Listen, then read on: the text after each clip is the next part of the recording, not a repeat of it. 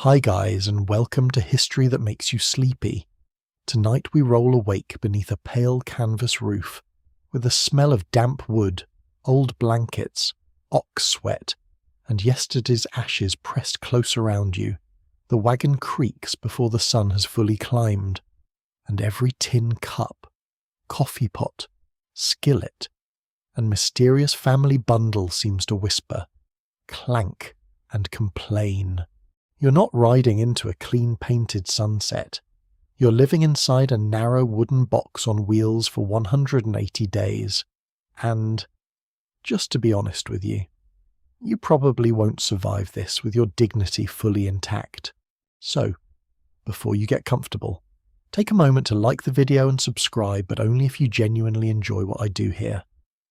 And as you settle in, tell me where you are listening from and what your local time is. I like to imagine this little wagon train stretching softly across bedrooms, sofas, and quiet kitchens all over the world. Now, dim the lights, and let your eyes adjust to the grey-blue dark inside the covered wagon. You wake before you mean to. Nobody inside a covered wagon wakes elegantly. There is no graceful frontier sunrise where you sit up refreshed, hair shining, face dewy, ready to conquer the continent with wholesome optimism. No, you open your eyes because someone's elbow has found your ribs, a child has kicked the blanket loose, and the whole wagon smells faintly of wool, leather, grease, flour dust, and human breath that has been trapped under canvas all night. Above you, the cover hangs low in a pale curve, not really white anymore, though perhaps it was once. The canvas is stained with road dust, rain marks, smoke shadows, and the faint ghostly fingerprints of every hand that has tugged it into place. In dry weather it smells chalky and warm. In wet weather it smells sour and heavy, like a tent that has lost an argument with the sky. You reach up and touch it with your fingertips. It feels stiff in places, soft in others, and if rain has fallen during the night. A cold bead of water may slip down and land directly on your forehead with comic precision. The trail has a sense of timing. The wagon itself is not large. A typical covered wagon used by overland migrants in the mid-19th century is often around 10 feet long and 4 feet wide in the bed, give or take the maker, the load, and the owner's optimism. That is not a bedroom. That is barely a hallway with ambitions, and yet inside this space you try to hold a household, bedding, clothing, food, tools, cooking gear, spare parts, family keepsakes, maybe a Bible, maybe a fiddle, maybe a clock that no longer keeps time properly because the road has shaken its little mechanical soul into confusion. You lie still for a moment because moving requires negotiation. There are trunks pressed against sacks, sacks pressed against bedding, bedding pressed against people, and people pressed against one another with the weary intimacy of travel that has gone on too long. The wagon is a moving home. Yes, but not in the dreamy modern sense of clever storage and little curtains on social media. It is more like a cupboard after an earthquake. Everything has a place, and every place has 3 other things in it. Outside. The camp is waking. You hear the low, wet breath of oxen. A chain knocks against a yoke. Somewhere a man coughs as if the entire prairie has settled into his lungs overnight. A woman shakes out a cloth with brisk, practiced snaps. A baby begins to fuss, then thinks better of it for a blessed second, then commits fully to the performance. Coffee is being coaxed from grounds that may have already given their best yesterday. The smell drifts in, bitter and smoky. And suddenly the day has a shape. You shift your legs. They ache from yesterday's walking. Because here is one of the plain little truths that spoils many paintings. Most people do not ride all day in the wagon. The animals pull the load. Not a carriage full of lounging passengers. If everyone climbs aboard whenever tired, the oxen suffer, the pace slows, and the wagon train becomes a very expensive parade of bad decisions. So you walk beside the wagon, behind it, ahead of it, sometimes in dust so thick it coats your teeth. But at night, the wagon becomes shelter, storehouse, closet, sick room, nursery, argument chamber, and occasionally, if mercy visits, a place to sleep. You turn your head and see morning light entering through the open back. It makes floating dust shine like tiny golden insects. A pot hangs from a peg and bumps softly against the sideboard. The sound is small. But in this cramped space, every small sound is magnified. Wood creaks, rope rubs, metal ticks, someone scratches, someone sighs. A mouse may have found the cornmeal again, which is, frankly, rude, considering the mouse did not help pack it. A quirky little trail tidbit waits for you here among the crumbs. Some emigrants tried to bring delicate furniture, feather beds, framed portraits, even stoves, as if the road west were merely a long inconvenience between parlours. Many such treasures ended up abandoned beside the trail when teams weakened or wheels sank. Imagine a mahogany chair sitting alone in the grass, very formal, very useless, watching a wagon train leave it behind. The prairie becomes an open-air attic of human hope and poor planning. Inside your own wagon, you begin the slow art of standing up. You cannot stand properly unless you are small, very flexible, or spiritually committed to bumping your head. The bows that hold the canvas curve above you like ribs. They are made to give shape, not comfort. You duck, twist, and place one hand on a flour barrel for balance. It shifts. Your heart jumps. Flour is precious. Flour is breakfast, dinner, dumplings, gravy thickener, biscuit dream, and future survival, all in one pale powder. You steady it with both hands, whispering as if calming a nervous animal. Historians still argue whether the covered wagon should be remembered mainly as a symbol of independence or as a symbol of hardship disguised as freedom. It is both, really, depending on where you stand and who is being asked to pay the cost. For you, in this waking moment, it is less symbol than smell, weight, splinter, and bruise. It is a roof that leaks only sometimes. It is a wall that moves. It is privacy made of cloth, which is to say, not much privacy at all. You crawl toward the back and peer outside. The world is wide in a way that almost mocks the wagon's narrowness. Grass bends silver with dew. Smoke rises from several small fires, blue and lazy. Then flattens as the morning breeze takes it. Other wagons stand in a loose circle or uneven line, canvas tops glowing faintly. They look peaceful from a distance, up close.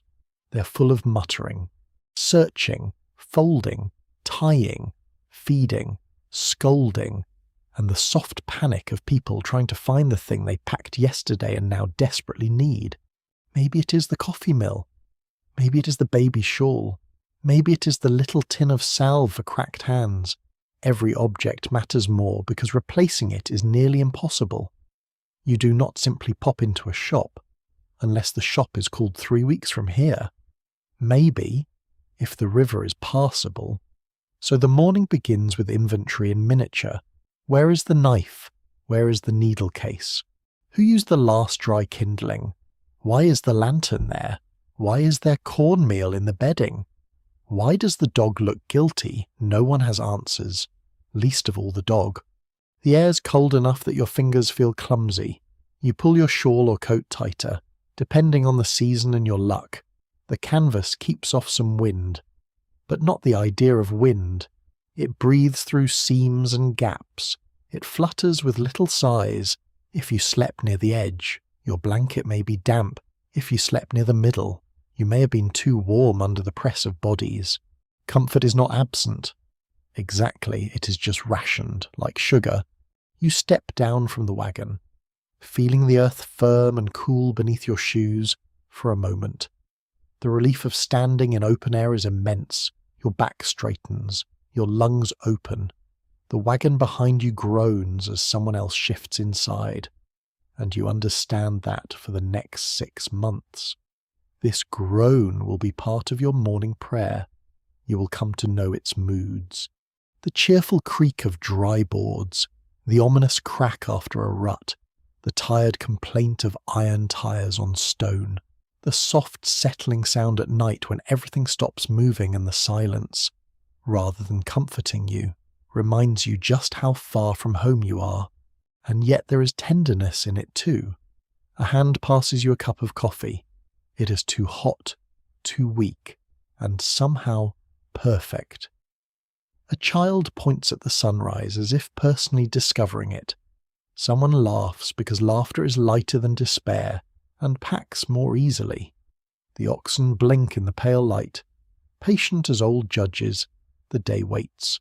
You look back into the wagon one more time before the packing begins again. In that cramped gloom are all the pieces of the life you're trying to carry forward. Not the whole life. That would be impossible. Only the pieces that fit, and even some of those will not make it. The road is already asking its quiet question. What can you keep when the world narrows to 4 wheels? A canvas roof, and the next stretch of dust. Soon the bedding will be rolled, the pots nested, the tailgate secured, and the team brought round. Soon you will step into the line of travellers, listening as the first wheels begin to turn, but for this one breath, at the edge of morning, you stand between the wagon's close darkness and the enormous waking land, feeling both held and crowded, sheltered and exposed, and the journey has only just begun. By the time the sun begins to lift clear of the grass, the wagon has changed from a sleeping den into a puzzle with no generous solution. You stand at the open back and look into the dim, crowded space, wondering how one family, with all its hunger, fear, pride, memory, and spare socks, is supposed to fit inside a box that seems smaller every morning.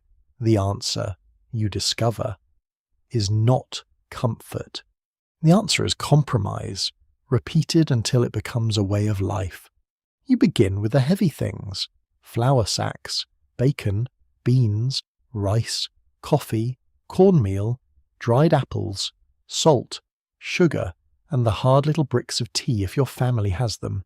Food must sit low, where its weight steadies the wagon rather than making it sway like a tipsy preacher. Barrels go near the middle. Tools slide where they can be reached quickly, because a broken wheel or snapped harness does not politely wait while you unpack the entire household.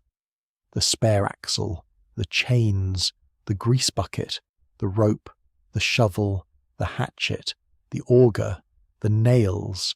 Each object has a job, and each job may someday become urgent. You learn very quickly that packing a covered wagon is not merely arranging things. It is predicting disaster. You pack for hunger, mud, sickness, heat, cold, river crossings, lost animals, torn clothing, cracked hands, boredom, birth, death. And the possibility that someone will insist the family china must come along because civilization apparently depends on sources. You do not laugh too loudly at this, because everyone carries something unreasonable. That is part of being human. A ribbon, a book, a small mirror, a packet of letters, one foolish item that says, "I was a person before I became a pair of walking feet." A mainstream fact settles into the morning labour. Many overland guidebooks advise families to carry hundreds of pounds of flour, bacon, and other staples, because supply points could be unreliable and prices rose sharply along the trail. The wagon is therefore not just transportation, it is a pantry on wheels, and a nervous one. Every pound must justify itself. Every pound makes the oxen lean into the yoke a little harder. Every pound whispers, "Are you worth the trouble?" You climb inside and brace one knee against a bedding roll. The blankets smell of smoke and sleep.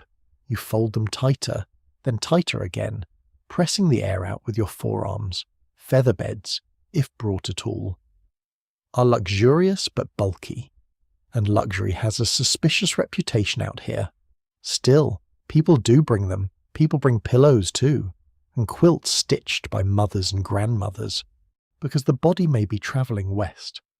but the heart remains stubbornly attached to soft things. The wagon floor is rough beneath your palm. Dust has worked into every crack. If you lose a needle in here, it may be found in Oregon by a different generation. You tuck the bedding against the side, wedge a trunk beside it, and slide a small box of medicine into a corner where it will not be crushed. Medicine, of course, is its own little theatre of hope. Laudanum, calomel, quinine if you have it, castor oil, salves, bandages, maybe peppermint, maybe camphor, maybe a homemade remedy whose confidence exceeds its chemistry. You pack them all because pain does not care whether a treatment is modern, sensible, or based on someone's aunt having strong opinions. There is a quirky tidbit in the medicine box too. Some families carried little home remedy guides that advised treatments involving ingredients you would rather not imagine near breakfast. Poultices of onion, goose grease rubbed into chests, spiderwebs pressed onto cuts, and all manner of bitter tonics. The trail is a moving pharmacy of desperation, folk wisdom, and whatever smells medicinal enough to inspire trust. Beside the medicine goes the sewing kit. Needles, thread, buttons, patches, thimble, scissors. You may not think of sewing as survival, but out here it is. Clothing tears, blankets rip, canvas splits. A child grows through a pair of trousers as if personally offended by fabric. Every evening, when the wheels stop, someone mends. Small stitches hold together not only cloth, but routine. And routine, on a long journey, is a kind of shelter. You place the cooking gear next. Skillet, coffee pot, kettle, tin plates, cups, knives. Perhaps a Dutch oven if the weight can be spared. The iron cookware is heavy and unforgiving. Drop it on your foot and you will briefly understand every rude word your family pretends not to know. Yet iron lasts.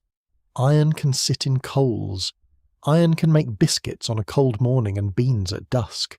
In a world where many things break, iron feels like a promise. Historians still debate how much emigrants truly understood about the physical strain of the journey before they left. Some had read guidebooks and letters. Some had spoken to returning travellers. Some had only rumour, optimism, and the dangerous confidence of people who have not yet met a mountain pass. As you pack, you feel that tension in every choice. Are you preparing wisely, or just guessing with a serious face? Now come the keepsakes. This is where packing slows. A practical item can be judged by use. A keepsake cannot. A photograph in a small case. A family Bible with births and marriages written carefully inside. A christening gown. A little china cup. A fiddle wrapped in cloth. A school book. A lock of hair tied with thread. These things do not feed you, mend a wheel, or keep off rain. And yet throwing them away feels like tearing pages from your own life. So you tuck them in, gently. Even though gentleness is difficult in a wagon that will spend the day leaping over ruts like a badly trained goat. Outside, voices rise and fall. Someone is arguing about the load. Someone else says the wagon is still too heavy. That phrase returns again and again along the trail. Too heavy. 2 words with the power to humble any dream. At the beginning, families often bring more than they can manage. At first, they rearrange. Then they bargain. Then, when the animals strain and the wheels sink, they abandon. The trail west becomes lined with objects that once seemed essential. Stoves, chairs, books, trunks, bedding, even heirlooms, standing in the grass like quiet accusations. You run a hand over a wooden chest and imagine leaving it behind. It has crossed rooms with you, perhaps towns, perhaps generations. It has held linen, letters, baby clothes, winter things. But the chest is heavy, and the oxen are not sentimental. This is one of the first hard lessons of wagon life.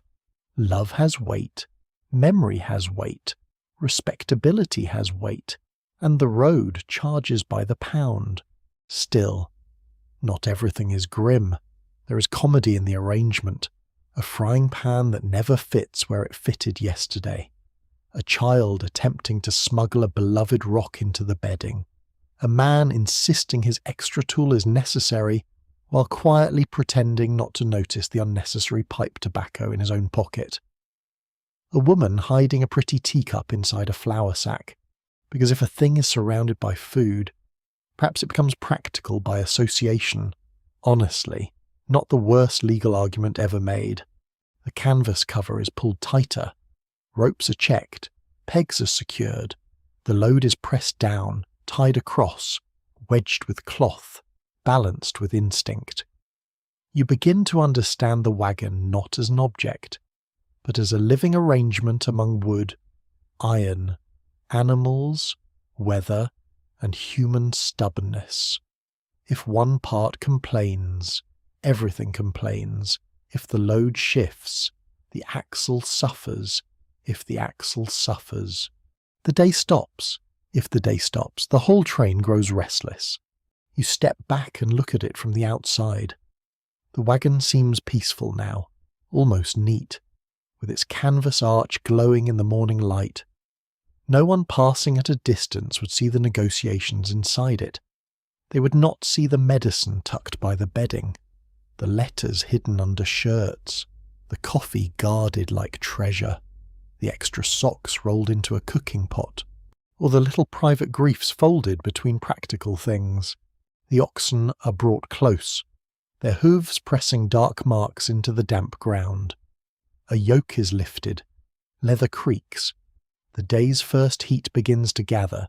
You take one last look at the open back before the tailgate is fastened. All that you own, or all that you dare to carry, waits in the half-light. It is not enough. It is too much. It is home, reduced to cargo, and as the wagon settles under its load, you feel the plain truth of the journey ahead. You're not only travelling across land, you're travelling through choices. Each mile will ask what matters. Each hill will ask again. Each muddy riverbank will ask louder. For now, you tie the last knot, wipe dust from your hands, and step beside the wagon as the line begins to stir. The first motion of the day is never grand. It is not a heroic surge toward destiny, not yet.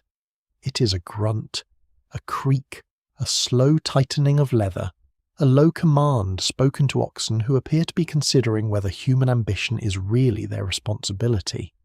The yoke settles across thick necks, chains draw taut, a wheel turns half an inch, sticks, then rolls free with a wooden complaint that travels up through the wagon bed and into every packed object inside. You step beside it as the wagon begins to move. At first, the morning feels almost forgiving. The air is still cool. Dew clings to the grass, the sun spreads softly across the open land. And the canvas tops ahead of you glow like pale shells drifting over the prairie. Someone calls out, someone laughs. A child runs ahead and is immediately called back, because apparently the day cannot begin without at least one small person testing the outer limits of patience. Your shoes press into the damp earth. The smell of crushed grass rises underfoot. Behind you, breakfast smoke thins and disappears. The camp becomes marks in the ground, grey ashes, flattened grass, and the small sadness of a place used briefly and left forever. There will be hundreds of such places. Most will not have names. You will remember them by weather, by argument, by sickness, by the day a kettle was lost, or the morning someone found wildflowers and tucked them into a hat. The wagon lurches again, and the load inside shifts with a muffled thump. You glance back with the instinctive suspicion of a person who has packed too many breakable things and trusted rope too much. The tailgate holds, the canvas ripples, the oxen plod forward with solemn, almost insulting calm. This is how the journey really begins, not in a burst, but in repetition. Step, wheel, breath. Step, wheel, breath. The first mile seems important, so everyone notices it. The second mile is still interesting. By the fifth, the romance has begun to leak out through your socks. A mainstream fact comes walking beside you here. Overland wagon trains often aim to leave in spring, especially from common jumping-off towns along the Missouri River. So they could cross the plains, rivers, deserts, and mountains before winter closed the high passes. Timing matters. Leave too early, and grass may be too poor for animals. Leave too late, and snow may wait in the mountains with the patience of a creditor. So you walk under a calendar as much as under the sky. The road is not really a road, not in the comfortable sense. It is a set of ruts, tracks, scars, guesses, and trampled stretches left by those who have gone before. Sometimes there are several tracks spreading apart like uncertain thoughts, then joining again beyond a rise. The wagon wheels find old grooves and sink into them. Dust begins to rise as the ground dries, soft at first, then thicker. It powders your shoes, it climbs your skirt or trousers, it settles on your sleeves, your eyelashes, the rim of your cup, the inside of your mouth. You taste the trail before midday. You may have imagined riding in the wagon while the land passed in a beautiful panorama. Very poetic, very wrong. The wagon is too full, too jolting, and too valuable as a storage space to serve as a private carriage for tired adults. Children may ride sometimes, the ill may be lifted in, a nursing mother may claim a patch of shade if mercy allows, but most of the time, you walk. You walk because walking saves the team. You walk because the wagon groans when too many bodies climb in. You walk because everyone else is walking, and shame is a surprisingly effective transportation policy. The sounds gather into a kind of trail music. Ox bells clank, harness rings tap, wheels grind over gravel. A driver clicks his tongue. A woman calls for a child to keep clear of the wheels. The wind moves through dry grass with a faint brushing sound, like someone sweeping a huge empty room. Every now and then a wagon hits a rut hard enough to make every pot inside announce its opinion. A quirky little detail waits in that noise. Some emigrants gave their wagons names, or at least spoke of them as personalities. A wagon might be cursed like a stubborn mule, praised like a faithful friend, or blamed for every misfortune within 20 yards. After enough miles, you understand why. The wagon has moods. On smooth ground, it hums and sways. On stones, it chatters its teeth. In mud, it becomes a sulking beast. If it could talk, it would probably complain about the frying pan too. The first miles teach you the pace of an ox team. It is slow, steady, and almost meditative if your feet are not involved. Oxen do not care about your impatience. They do not respond to dramatic speeches about opportunity. They lower their heads and continue, step after broad step, their hides twitching against flies. Horses may be faster, mules may be clever, but oxen are strong, patient, and able to live on rougher feed. Their calm becomes the clock of your day. You begin to notice how the train stretches and contracts. Wagons bunch near rough spots, then spread across easier ground. Dust from the leaders drifts back to those behind. So order matters more than pride would like. If you travel near the rear, you may spend hours in a soft brown cloud made from everyone else's progress. It coats your hair and turns sweat into paste. You wipe your face with a cloth and only succeed in rearranging the landscape. Still, the land is beautiful in its enormous, indifferent way. Birds rise from the grass ahead of the oxen.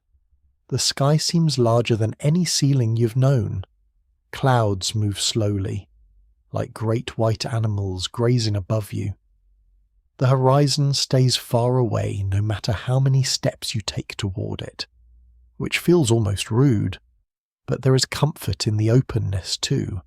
After the cramped wagon, the wide air lets your thoughts stretch. Historians still argue whether emigrants were driven more by economic opportunity, family pressure, political ideas, religious hopes, or sheer restlessness. from the dust beside the wagon. Those categories feel tidy and far away.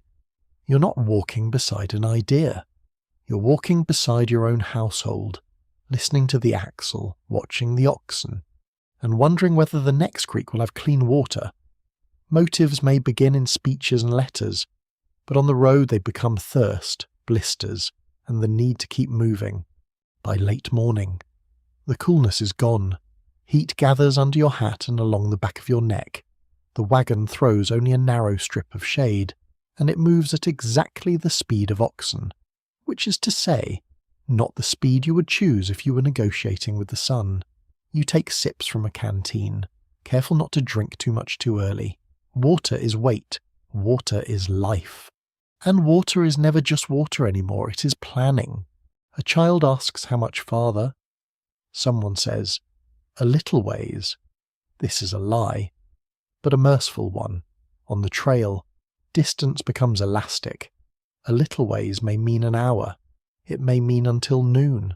It may mean until the animals need rest, until the guide finds a campsite, until the creek appears, until morale collapses in a ditch. The child accepts the answer for perhaps 3 minutes, which is generous. You pass objects left by others, a broken box, a strip of cloth caught on brush, an old hoop from a barrel. Already, before the hardest country has even begun, the trail is shedding evidence of human intention. You wonder who left these things. Were they relieved to be rid of them? Angry, frightened? Did they look back?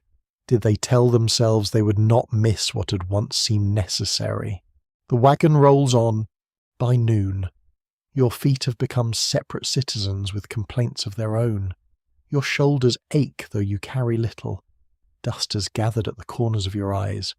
The wagon that looked so hopeful in morning light now looks practical, battered and faintly smug, as if it knew all along that romance would not last the day. You place a hand against its side as you walk, feeling the vibration of the wheels through the boards. Inside, your packed life bumps and settles. Outside, the country unfolds without hurry, and somewhere in the slow turning of those wheels, you begin to understand the rhythm that will hold you for months.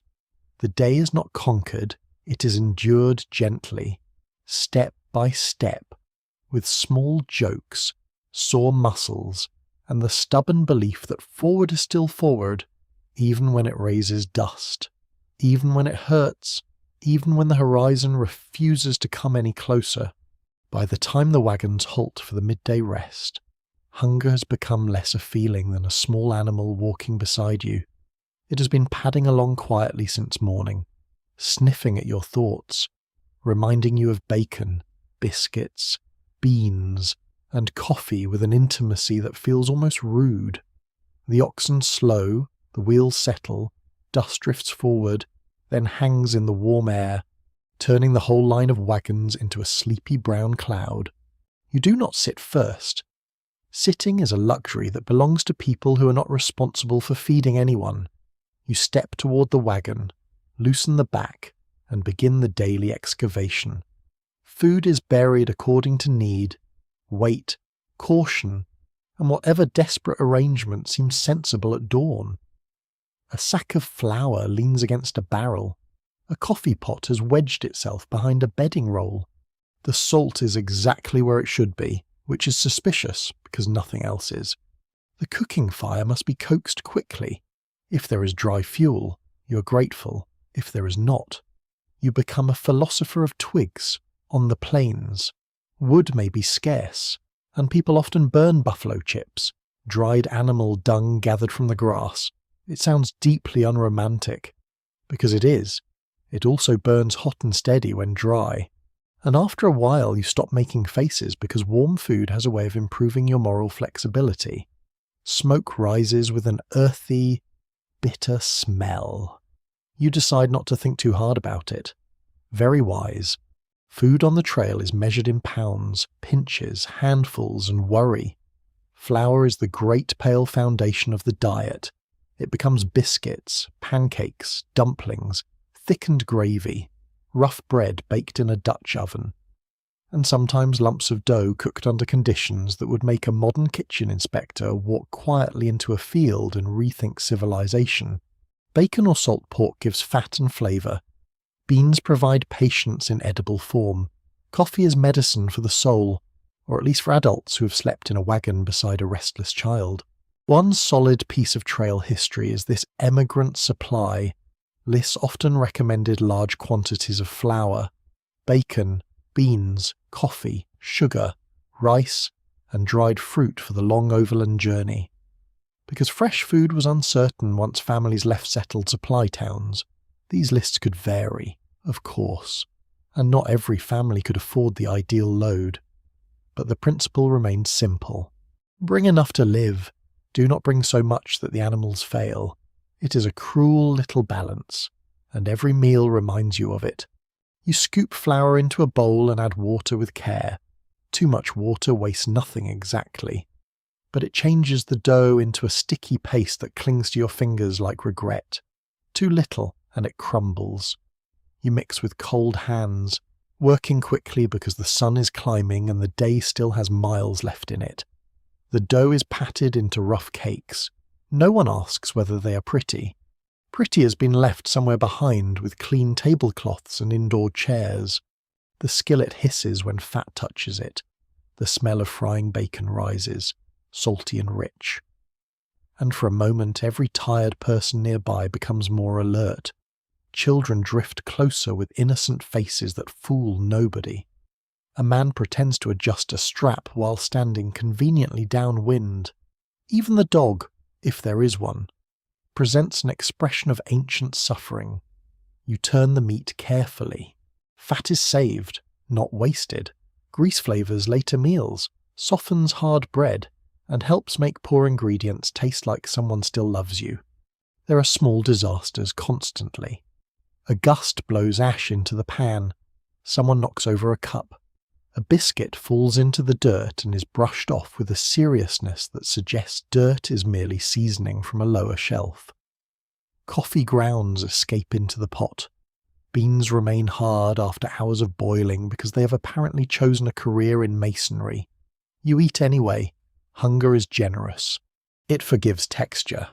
A peculiar food detail from the trail hides in many recollections and family stories some travellers made vinegar pies, mock apple pies from crackers, and other clever imitations when familiar ingredients were missing.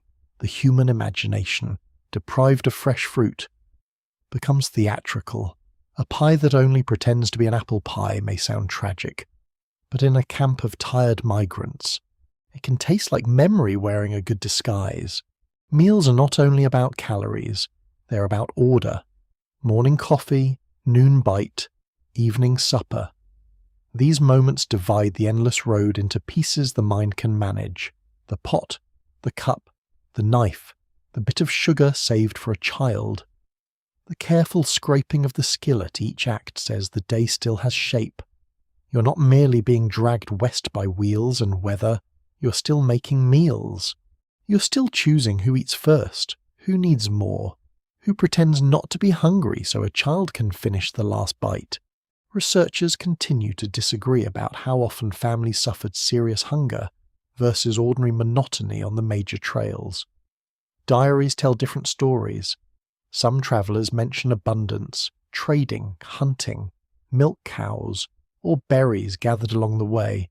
Others write of spoiled flour, lost supplies, failed animals, and meals so thin they seem made mostly of hope from where you stand, stirring a pot in the dust. The debate feels less like a neat question and more like a shifting condition. Hunger comes and goes, monotony stays for tea. Food preservation shapes everything. Bacon must be salted, dried fruit must be guarded from damp, flour must be kept dry, which is hilarious in a river crossing and terrifying in a storm. Sugar clumps, coffee dwindles, butter, when present, softens into a greasy suggestion. Milk is possible if a cow travels with the train, but a milk cow is another mouth, another creature to manage, another slow-moving opinion in the daily argument. Fresh meat may come from hunting, but hunting takes time, skill, ammunition, luck, and the cooperation of animals that have not received your meal plan. So you learn thrift. You scrape the bowl. You pour a little water into the pot and swirl it to catch what remains. You save crumbs for thickening. You divide portions with a fairness that is part mathematics and part emotional diplomacy. A slightly larger piece of bacon can become a family incident if eyes are sharp and tempers thin. On the trail, justice may be measured by the slice. The midday meal is brief. There is no long rest under a flowering tree while a fiddle plays and everyone discusses destiny in poetic tones. There is chewing, packing, washing with too little water, and stamping out the fire. If fuel is scarce, the unburned bits are saved. If water is muddy, it is settled, strained through cloth, boiled when possible, and distrusted even then. The cup you drink from tastes faintly of tin, smoke, and yesterday. You swallow slowly. As the afternoon heat grows, you think about supper already. That is one of the strange habits of wagon life. You're always planning the next meal while cleaning up the last one. Beans must soak, dough must be mixed, bacon must be rationed, if there is a creek tonight. Perhaps there will be better coffee. If the grass is good, the animals will feed well. If the animals feed well, tomorrow goes better. Everything connects. Your biscuit is related to the oxen. Your coffee is related to the river. Your hunger is related to the mountains not yet seen. You pack the food away again, tighter than before, because each meal leaves a little more space and a little more anxiety. At first, a shrinking sack feels encouraging, less weight for the wagon. Later, it feels like a clock running down. You press the flour closed, tie the bacon, cover the beans, tuck the coffee where no one careless can spill it, and take one last breath of smoke before the wagons begin to move. The wheels creak back into motion. The fire becomes a dark patch in the grass. Your stomach is not full in any modern, comfortable sense, but it is quiet enough. That will do. On the trail, that will often have to do. You step beside the wagon again, carrying the taste of salt pork and ash on your tongue, while inside the canvas, the food waits in sacks and barrels like a fragile promise being spent one careful handful at a time. The afternoon road gathers under your feet with the patience of something much older than you. It does not care how far you have already walked. It does not care that your heel has begun to rub, or that your toes feel crowded and hot, or that the little stone in your shoe has somehow become a personal enemy with a long-term strategy. The wagon rolls beside you, steady and indifferent, its canvas breathing faintly in the warm wind. You walk because the oxen must be spared. That fact settles into your bones more deeply each mile. The wagon is not a passenger coach. It is a loaded storehouse, a pantry, a bedroom, a tool shed, and a memory chest, all balanced on wheels. The animals pull food, bedding, iron, wood, clothing, medicine, and the entire fragile plan of reaching the far country before winter. If you climb in simply because you are tired, you're asking the team to spend strength you may need later, when mud grabs the wheels or a hill rises like a wall. So you keep pace beside them. The oxen move slowly, but they are not lazy. Their strength is quiet. Their hooves press into the dust. Lift. Press again. Their shoulders shift under hide. Their breath comes warm and grassy. Flies gather around their eyes and ears, and their tails swing with sleepy irritation. Sometimes one turns its head just enough to show you a large dark eye, calm and unreadable, as if it knows perfectly well that humans make plans and animals do the real work. A well-known fact of overland travel is that oxen were widely preferred by many emigrants because they were strong, steady, relatively affordable compared with some horses or mules, and better able to survive on a rough grass along the route. They were not fast. No, but speed was not the only virtue. Out here, endurance has a better reputation than elegance. A beautiful horse may look splendid at the beginning. An ox may look like a walking barrel with horns. After several hundred miles, the barrel begins to seem very wise. You learn the language of driving. The driver walks near the team, sometimes carrying a whip more for sound and guidance than constant striking. Commands are short, practical, and repeated until they become part of the air. The animals know the difference between turning, stopping, pulling harder, easing forward. Their names are spoken more often than some relatives. Buck, Bright, Lion, Duke, Star, names large enough for creatures who may decide whether your family reaches supper. The road surface changes beneath you. In one stretch it is packed hard, and walking feels almost easy. Then ruts appear, deep and dry, twisting your ankles if you do not watch carefully. Then loose sand drags at every step. Then a patch of tough grass catches your skirt or brushes your trousers with a whispering scrape. Dust rises from the wagons ahead and floats back over you. It sits on your skin. It powders your lips. When you lick them, you taste earth, salt, and the faint bitterness of smoke from the noon fire. 18 miles can sound modest on a map. On foot, behind oxen, in heat and dust, with chores waiting at both ends of the day. It becomes a small lifetime. Many wagon trains hoped for roughly 15 to 20 miles a day under decent conditions, though terrain, weather, grass, water, illness, and broken equipment could shorten that cruelly. The number matters less than the repetition. One long day would be hard.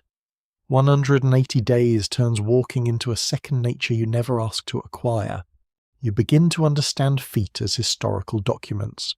Blisters appear first as hot spots, then as bright. Tender protests, stockings bunch, shoes stiffen with dust and sweat. If your footwear is poor, the trail announces it quickly. If your footwear is good, the trail still has opinions. At camp, people inspect their feet with the solemn concentration of jewelers. Needles are heated. Cloth is wrapped. Grease may be rubbed into cracked skin. Someone claims that a certain salve works miracles. Someone else says whiskey is better, though possibly not always on the feet. One odd little trail detail, tucked into memoirs and recollections, is that some walkers cut worn-out boots into makeshift patches, soles, hinges, and straps, because leather was too useful to discard completely. A shoe might die in one roll and be reborn as wagon repair, harness padding, or a patch for someone else's failing shoe. Nothing leaves the journey cleanly. Even rubbish is asked whether it has one more job. The oxen, meanwhile, continue. Their pace teaches you humility. You cannot hurry them much without cost. Push too hard and they tire. Let them graze poorly and tomorrow suffers. Fail to water them and the entire train feels the consequence. Their needs shape the route as surely as rivers and mountains do. Good grass becomes a blessing. Bad grass becomes a whispered worry. A lame ox can slow a family more effectively than a storm. Some historians question just how much control wagon train captains actually held over daily movement, compared with the practical demands of animals, terrain, and household needs. A captain may give orders. Yes, a guide may know the route, but an ox with a sore shoulder, a child with fever, a missing cow, a broken chain, or a patch of poor grass can overrule leadership with a rude efficiency. Authority on the trail is always negotiating with mud, hooves, hunger, and weather. You walk near the left rear wheel for a while, careful to keep distance. The wheel is taller than a child and heavy with iron. It turns with slow certainty, crushing grass, grinding stones, throwing dust. A moment's carelessness can bruise a foot or worse. Children are warned again and again, keep clear, stay back, do not run near the wheels, naturally. Children interpret this as an invitation to test the physics of disaster. Because childhood has always had confidence issues. A woman ahead of you carries a baby on one hip while walking. The baby sleeps, cheek pressed against her shoulder, mouth open in complete trust. A boy leads a loose cow by a rope. An older man leans slightly on a stick. A young girl walks barefoot for a stretch to spare her shoes, stepping carefully where the grass is soft. Everyone adjusts. The trail does not produce one kind of traveller. It produces a moving collection of limps, habits, tricks, and private bargains. The wagon gives a sudden jerk as one wheel drops into a rut. Inside, something falls with a hollow knock. You pause, everyone listens, nothing breaks, or at least nothing admits it. The driver mutters. The oxen lean forward. For a moment the wagon resists, then rises free, and the whole household on wheels continues as if nothing happened. Your heart takes longer to catch up. You think again of the morning packing, of the flour sacks and bacon, the hidden teacup, the medicine box, the small unreasonable keepsake. All of it moves because these animals pull and because you walk. That is the bargain. They carry the household, you carry yourself, and sometimes, when the ground climbs or the mud deepens, everyone carries the wagon together with ropes, shoulders, shouting, and a level of optimism best described as temporary madness. Late in the day, the light turns thicker and more golden, shadows stretch from the oxen's legs, the dust softens, the pace feels slower, though perhaps that is only your body begging the world to stop. Your feet no longer complain in separate words. They hum with one dull message, enough, enough, enough. But then someone calls that water is near. The word travels down the line like a blessing. Heads lift. Even the oxen seem to sense the change. The wagon creaks forward, and you walk on, because the day is not finished until the animals are unyoked. The fire is built, the meal is started, and your aching feet finally find the cool mercy of stillness. You place your hand briefly against the ox nearest you. Its hide is warm, dusty, and alive beneath your palm. You feel the great patient engine of it, the slow breath, the steady muscle, for all the human dreams packed under canvas. This journey moves at the pace of hooves. Not ambition, not romance, not painted sunsets. Hooves. And so you follow them into evening, step by measured step, learning that Westward is not a direction so much as a rhythm beaten into the road by tired feet and patient animals. By evening, you begin to notice that children experience the trail differently, though not more easily. They do not stand outside hardship like little angels painted onto the edge of the scene. They are inside it, dusty to the eyebrows, hungry at inconvenient times, curious at dangerous ones, and somehow able to turn a broken hoop, a stick, or a beetle into an entire afternoon's entertainment. Adults carry worry in their shoulders, children carry it in flashes, then forget it for 10 minutes because a grasshopper has appeared and clearly requires investigation. You watch them move between work and play as naturally as breathing. One moment a child is gathering buffalo chips for the fire, making a face that suggests history owes them an apology. The next moment the same child is arranging those dry chips into little forts before being told. With weary firmness. That fuel is not architecture. Another child trails behind the wagon, dragging a stick through the dust to make a line that lasts only until the next wheel rolls over it. There is something very tender about that. A whole drawing made for the road to erase. Young children may ride when the wagon allows it, especially when they are ill, very small, or too exhausted to walk safely. But older children often walk, herd loose animals, fetch water, collect fuel, watch younger siblings, help with meals, and run errands between wagons. A solid historical truth sits quietly here. Many emigrant diaries mention children doing real labour on the overland trails, because every pair of hands mattered when a household was moving through difficult country. Childhood does not disappear, but it is put to work. You see a girl carrying a pail nearly as large as her patience. Water sloshes against her skirt with each step. She's been told not to spill it. which is, of course, the surest way to make water behave like a mischievous spirit. A boy leads a milk cow by a rope, tugging gently when she pauses to consider some grass that is apparently more interesting than the future of the family.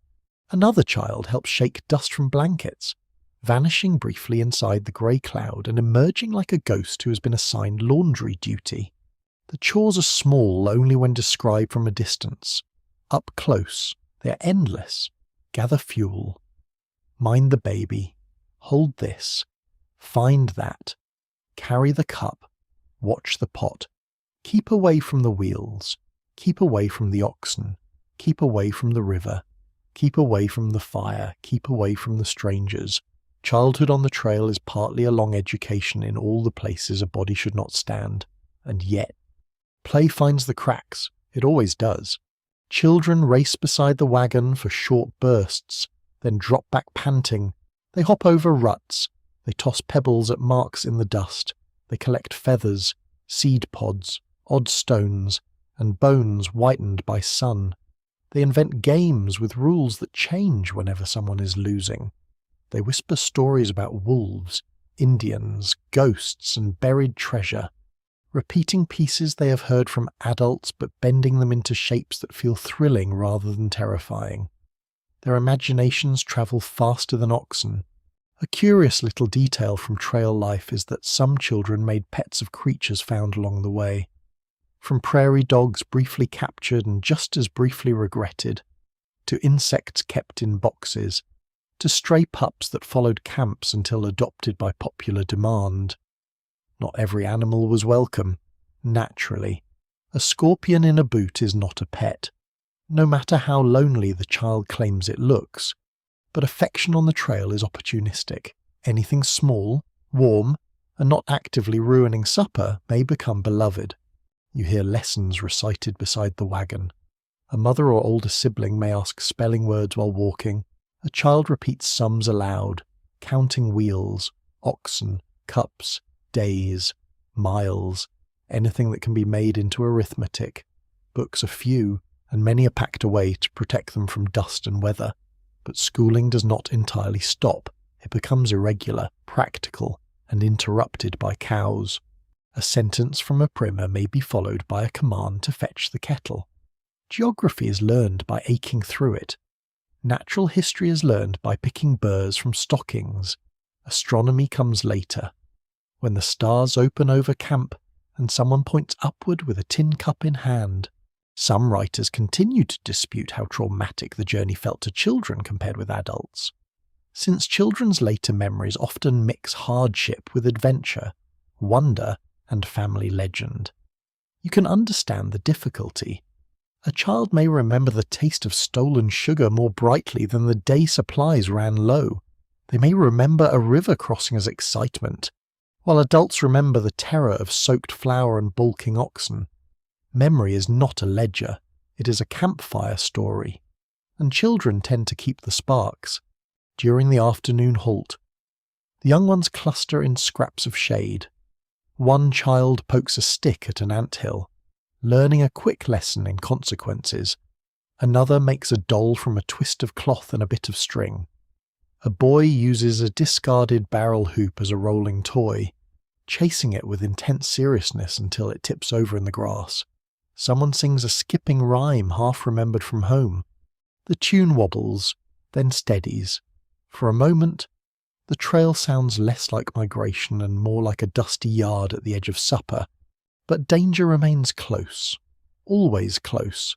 Wheels can crush, animals can kick, rivers can sweep, fires can burn. A child who wanders may vanish into grass taller than expected.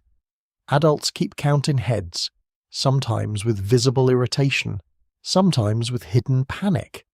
You find yourself doing it too. 1, 2, 3, 4, then again. 1, 2, 3, 4. A quiet rhythm of protection.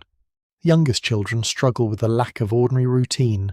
They sleep when they can, cry when overwhelmed, and ask for things that cannot be provided.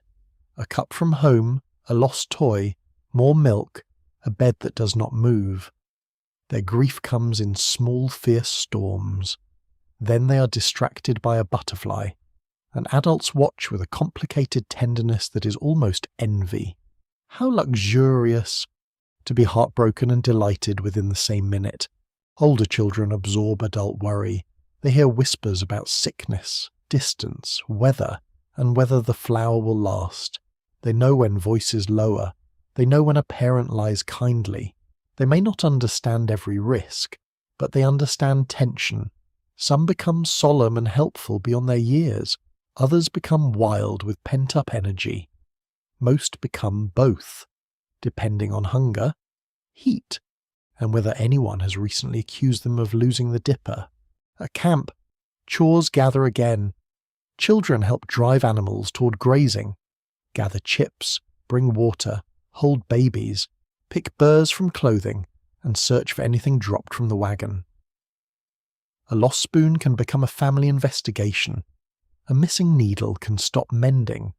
A misplaced cup can create accusations worthy of a courtroom, though the verdict is usually that everyone is tired. Then, after supper, there is a softer hour. The light fades. The wagons settle into shadow. Children drift near the fire, faces glowing gold and brown. Someone tells a story from home. Someone hums. A child leans against your knee, heavy with sleep and dust. Another fights drowsiness with the noble determination of a tiny general losing a campaign. The stars appear one by one, and the great open sky becomes a ceiling more beautiful than any canvas. You remember the cramped wagon at dawn, the packing, the sore feet, the careful handfuls of food, and now these children, making a world from scraps while the adult world trembles around them. They do not make the journey easy. Let us be honest, no tired parent ever whispered, "What this river crossing needs is more children," but they make it human. They carry laughter into places where adults might otherwise bring only worry. They complain, spill, wander, invent, help, resist, and fall asleep in impossible positions. As the fire lowers, a child's dusty hand relaxes around a pebble collected miles back. Tomorrow, they may forget why it mattered. Tonight, it is treasure. The wagon waits nearby, packed with flour, bedding, tools, and the fragile keepsakes of grown people. But in that small closed fist is another kind of cargo, just as stubborn wonder, carried west without permission, light enough to survive the road. By the time the last light begins to drain from the sky, the wagon has stopped sounding like travel and started sounding like shelter again. The wheels no longer grind. The oxen no longer lean into their yokes. The dust, which has spent the whole day trying to become part of your skin, settles slowly over grass, blankets, boots, and every exposed surface with the confidence of an unwanted guest who has found a chair. Camp comes together in layers. First, the animals. Always the animals. They are unyoked, watered if water is near, and turned toward grazing or tide where they can be watched. Their hides steam faintly in the cooling air. Their bells clink. Their hooves shift. A tired ox lowers its head and tears at the grass with deep, steady pulls, as if supper is the only sensible thing any creature has suggested all day. Then come the fires. Small flames appear near the wagons, each one coaxed from dry grass, twigs, chips, and guarded embers if anyone has been lucky. Smoke rises, blue and thin at first, then thicker as pots are set over heat. The smell changes from dust and animal sweat to coffee, bacon grease, beans, damp wool, wood smoke, and the faint metallic scent of tin plates. You hear spoons scrape. Children murmur. A baby fusses with the exhausted outrage of someone who did not approve the itinerary. You help spread bedding near the wagon, because many travellers do not actually sleep inside it every night. The wagon bed is crowded with supplies, and the canvas can trap heat, smells, and the private orchestra of human breathing.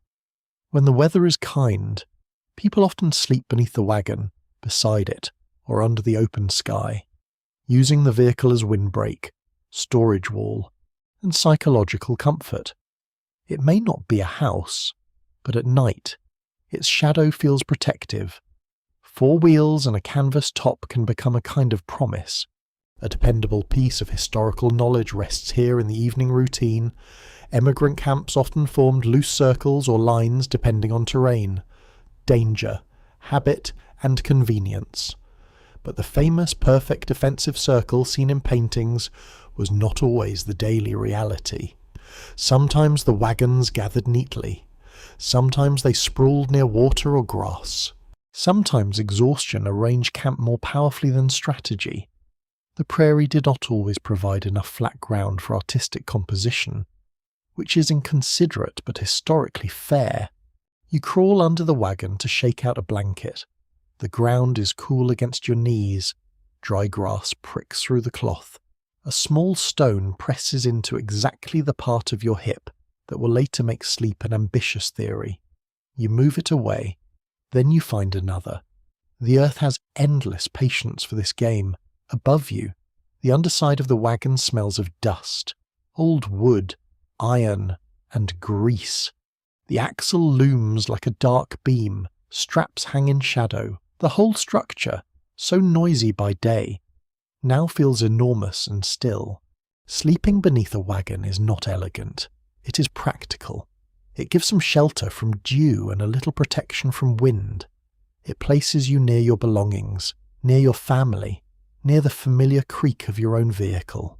It also places you near spiders, beetles, damp grass, dropped crumbs, and whatever creature believes your blanket is a promising new landscape.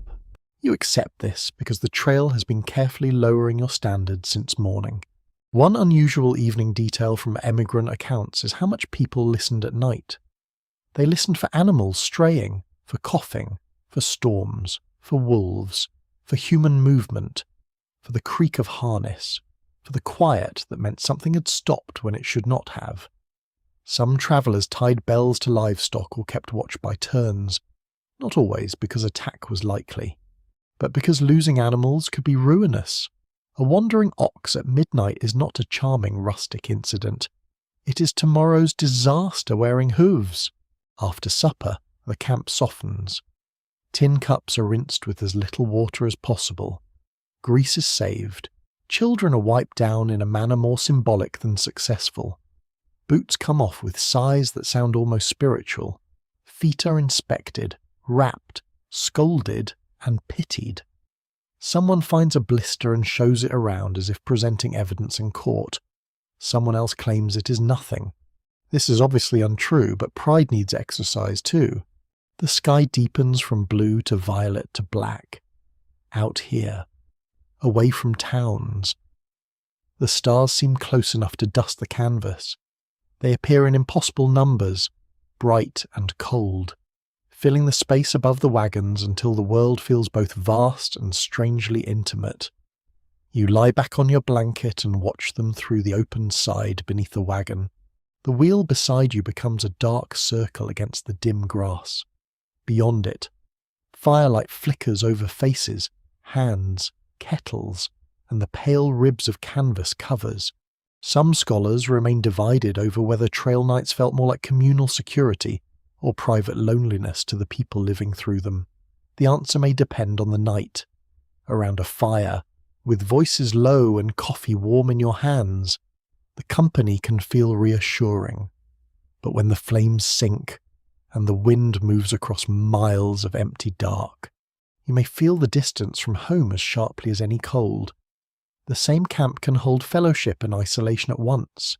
History is annoying like that. It refuses to choose one mood. You hear stories now, not grand speeches, usually small stories. A neighbour remembers a town left behind. A child asks whether the stars are the same stars seen back home. Someone says yes, mostly, and that is comforting enough. A man tells a comic tale about a mule that once outwitted a driver, and everyone laughs more than the tale deserves, because laughter after supper is a kind of extra ration. A woman hums a hymn under her breath while mending a torn sleeve. The needle flashes in the firelight, in and out, in and out, like a tiny patient moon. The wagon beside you cools as night settles. Wood releases the heat it gathered during the day. The canvas stirs. A rope taps softly against the side. Inside the wagon, the packed household rests in darkness. Flour sacks, tools, medicine, keepsakes, that hidden teacup, if it has survived. The food measured by careful handfuls, the child's pebble treasure from earlier, all of it is quiet now. Though not safe exactly. Nothing on the trail is entirely safe, but quiet has its own mercy. Around the camp, bodies arrange themselves for sleep. Some people lie under wagons, some beside them, a few inside. If the weather threatens or if illness makes movement difficult, blankets are pulled up. Shawls become pillows. Coats become mattresses of poor reputation. Children collapse quickly, except the one who insists on asking a final question just when every adult soul has nearly left the room. There is always one. The night sounds grow clearer as voices fade. Oxen tear grass. A horse snorts. A chain shifts. The fire cracks once, then falls inward with a sigh. Insects sing from the dark, far off. Perhaps. A coyote calls, high and wavering, and another answers. The sound travels through you. It is lonely. Yes, but also beautiful in the way wild things are beautiful when they are not currently stealing your supper.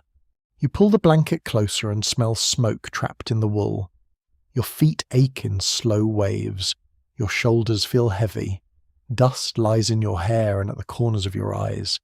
Tomorrow will bring more walking, more packing, more cooking, more children collecting things nobody asked for, more oxen teaching everyone humility. But now the wheels are still. For a little while, the wagon is not a burden.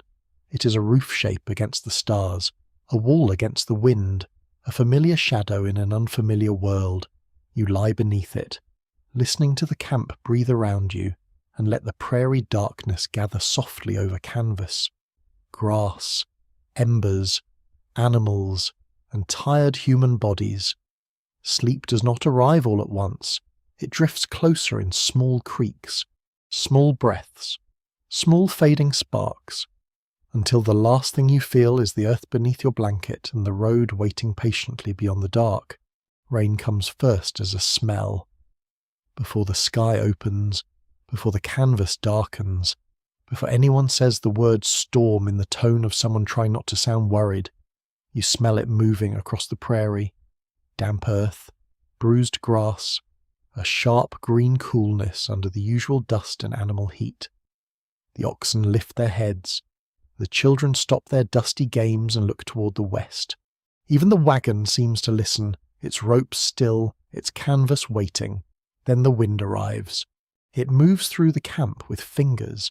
It lifts loose hair, flips the edge of a blanket, sends ash skating from the fire pit, and presses the canvas inward so the wagon roof bellies and snaps. Someone shouts to secure the covers. Someone else grabs a kettle before it rolls away with more confidence than dignity. The sky lowers, heavy and grey-purple, and the whole wide country seems to hold its breath. You hurry to the wagon. The same home that felt cramped and annoying at dawn now looks terribly fragile. Just wood, canvas, rope, and hope in a weather system that did not ask permission. You pull at the side flap and check the ties. Your hands move quickly over knots already stiff with dust.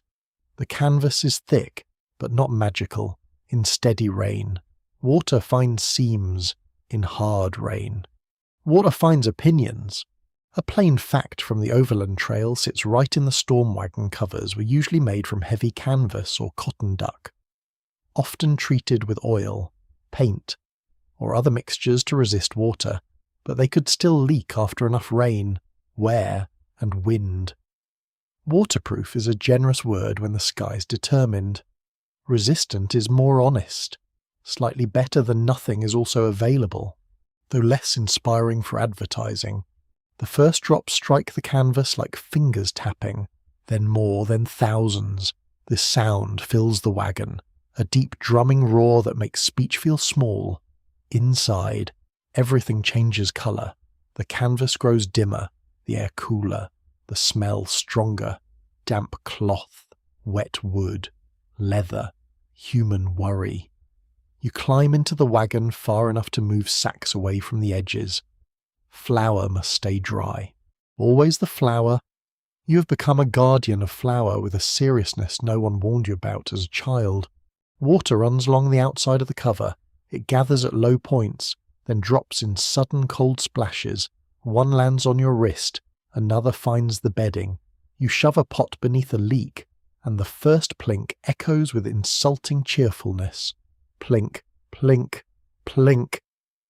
That tiny sound can make a tired traveller feel personally mocked by the heavens. The trail surface turns quickly. Dust becomes paste. Paste becomes slick mud. Hooves sink. Wheels cut deeper. Ruts fill. The beautiful open land, which yesterday seemed endless and golden, now becomes a brown, sucking argument. A wagon wheel that rolled easily in the morning may sink to the hub by afternoon. Oxen lean forward, muscles bunching, heads low, drivers call, coax, plead, and sometimes curse under their breath in words the children absolutely hear and store for future use. There is a strange little weather trick some travellers mention in old accounts and practical recollections when storms threatened. People sometimes used quilts, coats, or spare cloth to cover precious goods inside the wagon, creating layers beneath the canvas, as if building a little indoor weather system of their own. It did not always work. A quilt meant to protect flour could become a damp woolen sponge with family significance. Still, you try, on the trail. Trying is often the only tool in reach. Lightning flashes beyond the wagons for one white instant. The prairie becomes flat and sharp. Every wheel, spoke and ox horn etched against the dark. Thunder follows, not overhead yet, but close enough to make the ground seem to answer. A child begins to cry. Another child looks thrilled, which is unhelpful but understandable. Storms are frightening, yes, but also magnificent, especially if you are too young to be responsible for dry bedding. You step down into mud that closes over your shoes with a soft gulp. Rain runs beneath your collar, your sleeves cling, hair sticks to your face. You try to pull a wheel free with others, hands on wet wood, boots sliding. The wagon rocks, the oxen strain. Mud grips the wheel like it has been waiting all year for company.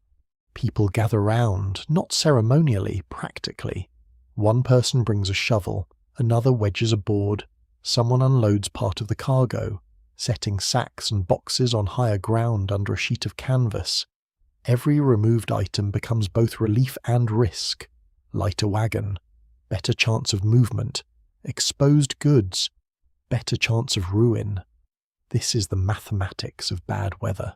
Experts still differ on how often storms cause true catastrophe compared with ordinary misery on the trail, partly because diaries tend to record the days that hurt most and skip the merely uncomfortable ones. You can understand that. Nobody writes 3 pages about damp socks unless the soul has reached a very particular condition. Yet the ordinary misery matters. Wet bedding matters. Spoiled food matters. A cracked wheel after a storm matters. History is not only made of dramatic disasters, sometimes it is made of being cold, sticky, and annoyed for 14 hours. The wagon lurches, the wheel rises an inch, drops, rises again, mud sighs. Someone calls to the team. The oxen lean as one heavy body, another shove, another shout, and suddenly the wheel comes free with a wet, sucking sound so rude and satisfying that someone laughs. You almost laugh too, but rain runs into your mouth, and you're busy tasting the weather. Then comes the crack. Not thunder this time, wood. The sound is smaller than lightning, but far more personal, a hard split from somewhere near the wheel or axle. Everyone freezes for half a breath, which is how fear enters a busy scene. Then bodies move. The wagon is eased to firmer ground, or what passes for firmer ground when the entire earth has become pudding. A man crouches with a lantern shielded under his coat. You bend close. Rain dripping from your nose, and see damage near the wheel assembly, not complete ruin. Perhaps, but enough. A broken wheel or axle is one of the trail's great insults. The wagon is everything. Without it, the journey becomes a problem shaped like all your possessions. Repairs require tools, spare parts, skill, and calm. Though calm is usually the first item misplaced. You fetch the grease bucket, the rope, a wedge, a hammer. Someone digs through the tool chest packed so carefully back in those early hopeful days. Remember that hidden teacup and the child smuggling a beloved rock lovely. Now the question is whether anyone can find the right bolt in the rain. Repair work has a sound of its own. Hammer against iron, wood rasping, wet rope pulled tight, men and women both holding lanterns, passing tools, steadying parts, keeping children back, moving supplies, asking questions, answering too sharply, apologizing later. The storm does not pause for human coordination. It hammers the canvas, fills the ruts, slicks every handle, and turns each sleeve into a cold weight. Some repairs are temporary by nature. A cracked part may be bound. A weakened wheel may be braced. Grease is worked where friction has grown dangerous. If a spare part is available, gratitude blooms. If not, ingenuity must pretend to be enough. The frontier rewards practical imagination, but it also punishes bad luck with spectacular enthusiasm. Night comes early under storm clouds. The camp is no longer arranged for comfort. It is arranged around damage. Fires struggle or fail. Supper becomes whatever can be eaten with cold hands. Coffee, if managed, tastes smoky, thin and heroic. Children huddle under blankets that smell of wet wool and smoke. Adults speak in low voices about whether the repair will hold tomorrow. You crawl beneath the wagon later, not because it is dry, but because it is less wet than everywhere else. That is the sort of distinction trail life teaches beautifully. The ground is damp, your blanket is damp, your feet are damp, your thoughts are damp, above you. Water drips from the undercarriage in slow, patient beads. The wheel repaired in rain stands nearby, dark and uncertain, and yet the storm begins to pass.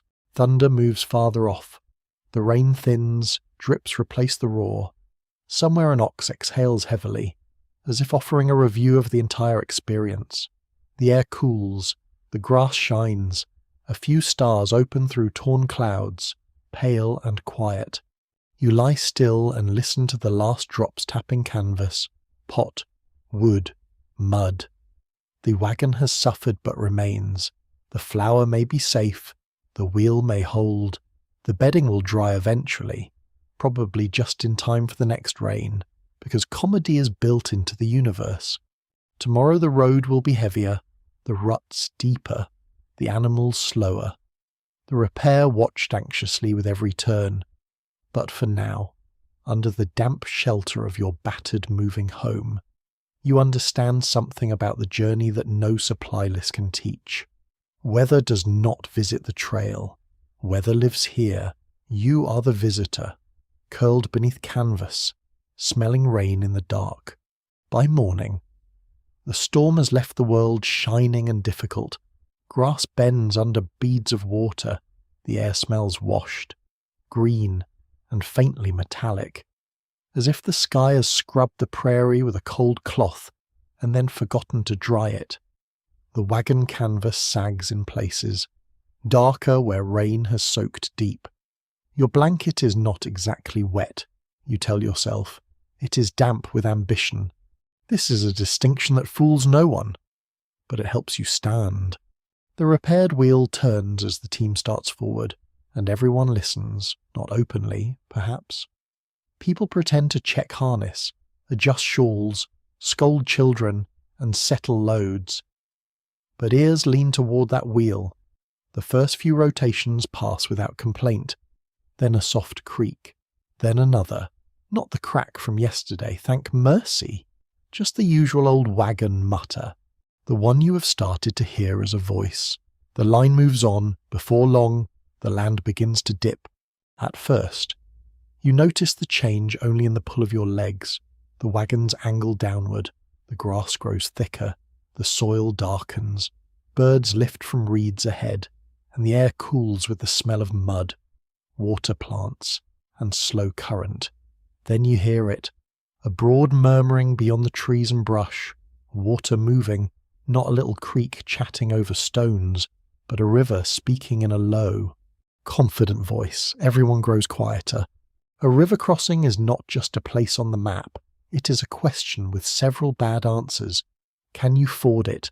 Must you cork the wagon bed and float it? Is there a ferry? How deep is the channel? How soft is the bottom? Will the oxen balk? Will the flour stay dry? Will the repaired wheel hold after yesterday's rain? You stand at the bank and feel the whole journey gather into that brown moving water. A reliable fact of the overland trails belongs here major rivers such as the Platte, the Green, the Snake, the Kansas, and many smaller crossings shape the pace and danger of migration. And emigrants used fords, ferries, rafts, and sometimes floated wagon beds after removing wheels or sealing seams. No single method fit every river. Water changed with season, storm, snowmelt, sandbars, and luck. The river you expect is never quite the river you meet. You step closer, stopping where the mud begins to shine underfoot. The bank is churned by hooves and wagon wheels. Other trains have passed here. You see old tracks dropping into the water, some shallow, some cut deep and ragged. A broken rope lies half buried near a clump of reeds. A scrap of cloth flutters from a branch. The river itself looks deceptively calm near the edge. Then darker and faster toward the middle, it carries sticks, foam, and the private business of upstream country. Men test the depth with poles. Women stand near the wagons, watching children with sharp eyes.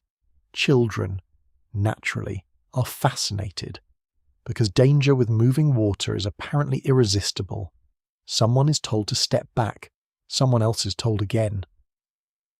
The oxen lower their heads to sniff the river, then lift them, undecided. Their broad bodies seem suddenly small beside the current. If a ford is possible, the wagons may be driven through carefully, one at a time, goods lifted higher inside, canvas tightened, animals urged forward. If the water is too deep, the wagon may be prepared to float. That process is slow and nerve-wringing. Cracks must be sealed with tar, grease, or whatever is available. Light goods are removed. Heavy loads are rearranged. Wheels may be taken off in certain situations. Ropes are tied. People argue over knots with the seriousness of theologians. An odd little detail from some emigrant accounts is that wagon boxes were sometimes compared to boats, and a few travellers took pride in how neatly their wagon floated. This pride usually lasted until a barrel shifted, a seam leaked, or a chicken objected to maritime travel. Chickens, if brought along, do not appear to have admired river engineering. To be fair, they were rarely consulted. You help lift sacks away from the lower sideboards. Flour first, always flour. Remember the storm and the dripping pot inside the canvas. This is worse. Rain sneaks, rivers invade. A soaked flour sack is not merely unpleasant. It is a meal plan collapsing into paste. You and another person drag it upward and wedge it onto bedding. The sack leaves pale dust streaks on your skirt or trousers. Your hands smell of grain and damp cloth. The repaired wheel is inspected again. The crack holds under its binding. But no one looks fully comforted. You're learning that the trail does not offer reassurance. It offers only the next task. A party ahead tries the crossing first. You watch as their oxen step down the muddy bank. One slips, recovers, and snorts. The driver calls softly, then more firmly. Water climbs around the animal's legs, then bellies. The wagon enters with a slow splash. For a moment it looks almost graceful. Canvas reflected in the rippled surface. wheels turning under brown water. Then the current catches the side and nudges it downstream. Ropes tighten. Men along the bank pull. The oxen lean, the wagon tilts. Everyone stops breathing in a very historical way. It straightens. A collective sound moves through the waiting crowd. Not a cheer exactly, more like air returning to bodies. The wagon climbs the far bank. Wheels drag in mud, oxen heaving.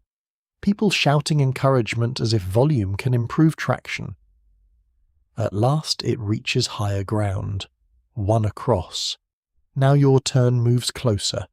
There are many discussions among historians and trail researchers about whether river crossings were the single most feared regular obstacle or whether disease, weather, and animal loss caused greater, everyday dread. Standing here, you can see why the argument persists. Disease may be invisible at first, weather gathers over hours, animal loss can happen in the night, but the river presents itself all at once, wide and physical, saying, "Bring everything you own into me and we shall see." You climb into the wagon briefly to secure loose things. The inside smells of damp canvas, bacon fat, dust, and old wood. The hidden teacup is still wrapped deep in cloth, though now you wonder whether any cup deserves this much anxiety. The medicine box is wedged high. The coffee pot is tied. The child's pebble treasure has somehow rolled into a corner and is rescued with more solemnity than some governments deserve. Outside, ropes are fixed to the wagon. The oxen are guided toward the bank. Your heart begins to beat with the rhythm of hooves in mud. You step beside the team until the water reaches the edge. Then you are told where to stand, what to hold, when to pull, when not to panic. This final instruction is always interesting, because panic rarely waits for permission. The wagon descends, mud sucks at the wheels, the oxen hesitate at the cold touch of the river, then step in. Water swirls around their legs, the wagon tilts forward, then settles. You grip the rope with both hands. It is rough, wet, and alive with strain. The current pushes. The driver calls to the team. The oxen move, slow and enormous, each step hidden under brown water. The wagon creaks. The repaired wheel disappears below the surface, and you feel a chill that has nothing to do with temperature. Halfway across, the river deepens. Water rises against the sideboards. It slaps the wood with hollow sounds. Someone shouts to keep the line tight. Your shoes slide on the muddy bottom near the bank, and cold water splashes up your legs. The rope burns your palms. The wagon swings slightly downstream. And for one terrible moment the canvas top turns at an angle that makes the whole world narrow to water. Rope, wheel, and breath. Then the oxen find firmer footing. They pull. The wagon groans upward. Wheels strike hidden stones. The repaired one gives a sharp complaint, but holds. People on the far side seize the ropes and haul. Mud climbs the spokes. Water pours from the boards. A barrel thumps inside, but does not break loose. Another shove, another pull, and the front wheels rise onto the far bank. You are across, not safely, not completely, not in any way cleanly, but across. The wagon stands dripping on the far side like a tired animal. Water runs from the canvas edge. Mud cakes the wheels. Everyone begins checking damage with quick, anxious hands. Flour dry enough. Bedding mostly saved. Medicine box safe. Coffee pot present. Teacup still absurdly alive. The repaired wheel, dark and wet, remains bound. You want to thank it, which would be ridiculous. So naturally you almost do. Behind you, the river keeps moving as though nothing important has happened. Ahead, the trail climbs away through wet grass, already asking for the next mile. There is no grand celebration. There is only relief. Then work. Animals must rest. Goods must be dried. Shoes must be emptied. Children must be counted. Someone laughs shakily and says the wagon has learned to swim. Someone else says not to flatter it. You look back once at the brown current. It has taken nothing today, or nearly nothing, and that feels like grace. But the smell of river mud clings to your clothing. Your hands ache from the rope, your legs are cold, in the wagon. The flour sacks wait high and safe. And the little world under canvas has survived one more question from the landscape. Soon the line will move again, it always does. The wheels will gather mud, then dust, then miles, and you will walk beside them, carrying in your palms the memory of wet rope and the knowledge that every crossing is both an arrival and a warning.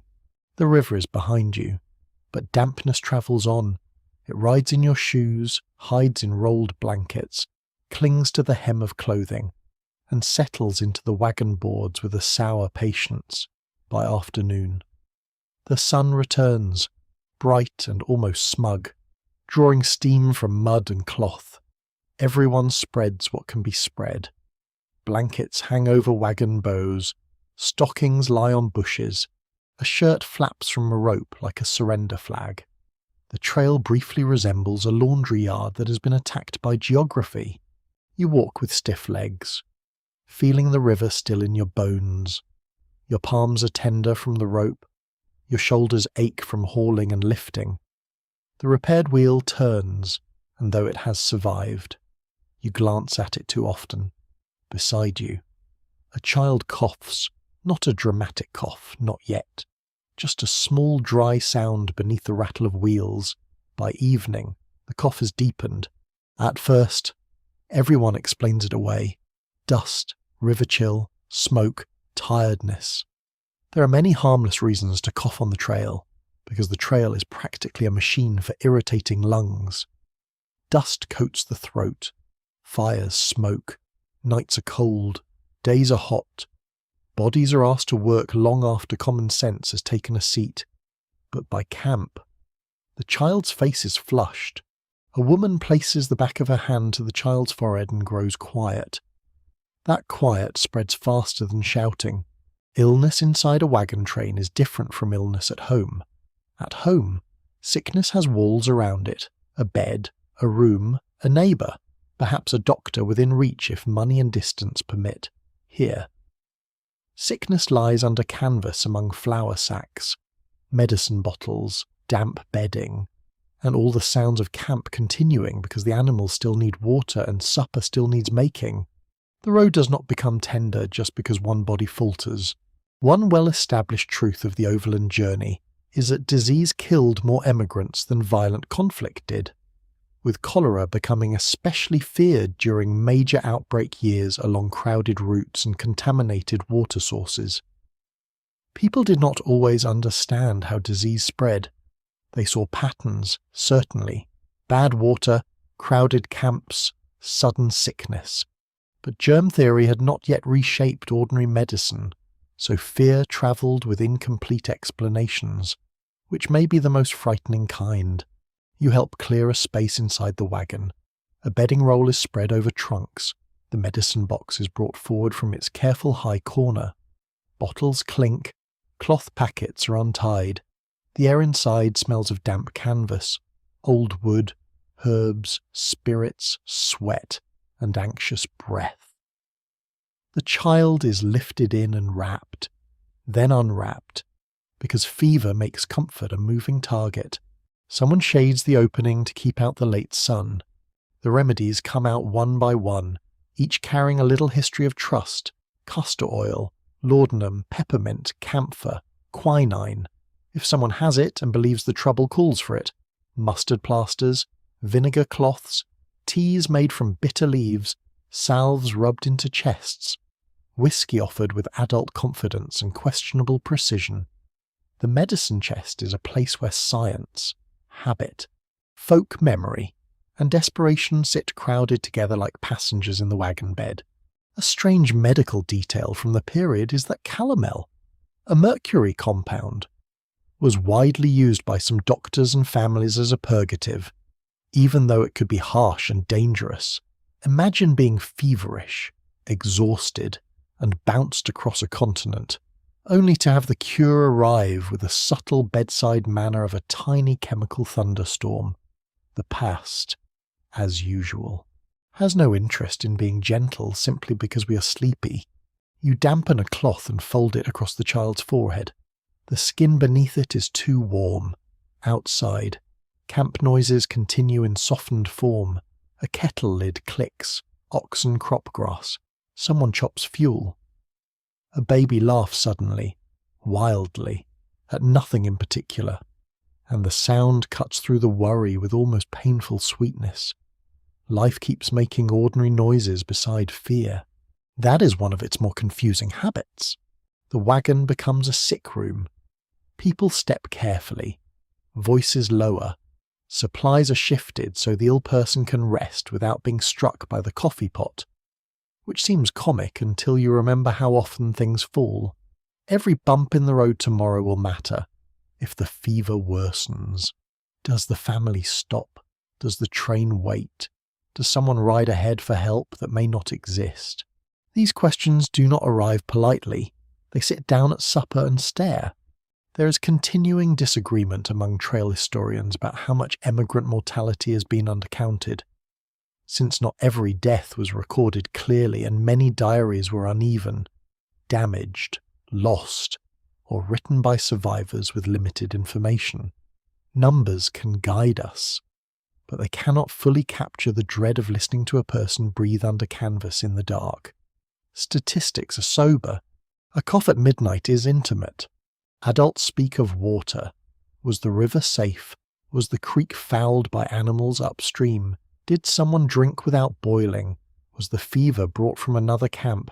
Did damp bedding do it? People search for causes because causes feel like handles. If you can hold the reason, perhaps you can hold the outcome. But illness often refuses the comfort of a clear story. The next morning, the child is worse. The wagon train moves slowly, or perhaps your family rides in the rear, trying to spare the sick one from dust inside the wagon. The air grows close despite the lifted flap. You walk near the back, listening. The wheels hit ruts, and each jolt makes you flinch. The child mutters in sleep. The mother, or father, or older sister, depending on the shape of this family, sits close with one hand braced against a trunk and the other on the blanket. The face watching the sick is more tired than the face being watched. Blisters, meanwhile, bloom among the healthy. Feet split, hands crack, stomachs rebel against poor water, unfamiliar food, or simple exhaustion. A woman hides her own pain because the child needs attention.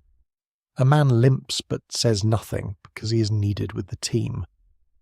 A teenage boy complains loudly about a sore toe until he notices the fever and falls silent. The trail teaches compassion by comparison, which is not the kindest school, but it is effective. Childbirth may come this way too, not today perhaps, but somewhere along the route. A wagon halted near a creek, women gathering cloths, water, privacy made from canvas and human bodies, men pretending to be useful at a distance, new life arriving while oxen, greys and flies gather and the road waits. Birth on the trail is not a charming tableau. It is dangerous, ordinary, astonishing, and inconvenient in the way only real life can be. The baby does not care whether the campsite is scenic. By dusk, the fever breaks a little, not enough for celebration, enough for breath. The child sleeps more easily. The cloth on the forehead is warm when you lift it, but not as hot. Someone thanks God softly. Someone else simply sits down hard beside the wheel and covers their face. Relief can exhaust a body almost as much as fear. Supper is quiet. Beans, biscuit, coffee, the usual simple comfort. The medicine box remains open nearby, its little bottles catching firelight. You notice how small they look against the vast dark, such tiny containers for such large hopes. The child stirs once, asks for water, drinks, and sleeps again. That simple act feels like a bell rung far away. Night folds over camp. The wagons become pale shapes, stars appear, steady and indifferent, as they did when everyone was well. You lie near the wagon, not fully sleeping, listening to breath from inside the canvas. Inhale, pause, exhale, again.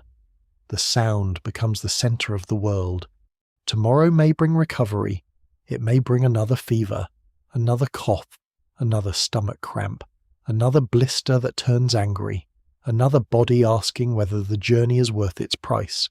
But for now, the breathing continues, the repaired wheel rests, the flour is dry, the river is behind you, the medicine box is still within reach, and in the darkness, you understand that sickness does not only threaten the body, it tests the whole moving household.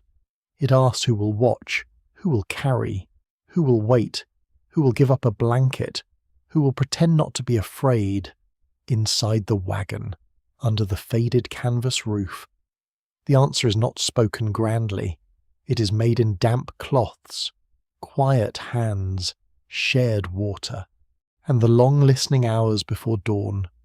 Morning comes with the small, ordinary mercy of the child sitting up, not fully well, not rosy and laughing as if fever were only a rude visitor who has now taken the hint, but awake, asking for a little biscuit soaked in coffee, which on this trail counts as an encouraging medical development. The camp hears without being told. News moves by glance and posture. A mother's shoulders loosen. A kettle is set down less sharply. Someone who's been pretending not to worry suddenly becomes very interested in harness straps. You step into the day with that fragile relief, and almost immediately the work closes around you. This is the part of the journey that paintings tend to understate. The wagon train does not run on scenery. It runs on labour. And much of that labour belongs to women. Not only dramatic labour, not only the moments when someone gives birth in a storm or stands bravely at a riverbank, though those happen too. It is the daily, repeated, body-wearing work that holds the whole enterprise together. Cooking before walking, walking before cooking, nursing before sleeping, mending after dark, washing when water allows, comforting children, watching supplies, keeping track of spoons, socks, needles, tempers, and the emotional weather of a family packed inside a moving cupboard. A clear fact from trail life is that many women kept diaries during overland migration, and those writings reveal the constant domestic labour behind the journey, from food preparation and laundry to childcare, nursing, and maintaining family morale. They didn't merely accompany the migration, they made it livable, or as close to livable as one can make 180 days of dust, mud, river dread, and beans that refuse to soften. You begin with breakfast. The fire must be started, or revived from embers if the night has been kind. Flour comes out. Bacon is sliced thin, because abundance is a memory and thrift is the house rule. Coffee boils. The child recovering from fever gets a softer portion. The men and older boys may be checking yokes, looking at the repaired wheel, gathering animals, or discussing the day's route. But you're measuring hunger in cups and handfuls, deciding who needs more and who can do with less. This arithmetic's quiet, but not simple. The skillet warms your face. Smoke follows you no matter where you stand, because smoke has preferences and apparently its favourite person is you. Your eyes water. Your hands smell of grease and dough. A little ash lands on a biscuit. You brush it off. History survives many things, including ash biscuits. Nearby, another woman kneels beside a washtub or pail, attacking a shirt with soap so precious it might as well be silver. Laundry on the trail is a negotiation with time, water, weather, and despair. Cleanliness is not decorative. It matters for comfort, health, dignity, and the prevention of smells that could develop their own political opinions. But water may be scarce, and a stream good enough for washing may not appear when needed. Clothes are scrubbed, wrung, slapped against rocks, dried over bushes, and often returned to use before they are fully dry, because the wagon train does not pause for laundry to achieve perfection. A lesser-known detail from women's trail accounts is the use of sunbonnets, not only as shade but as a kind of portable boundary. The deep brim shielded the face from sun, dust, and unwanted staring. But it also narrowed the visible world.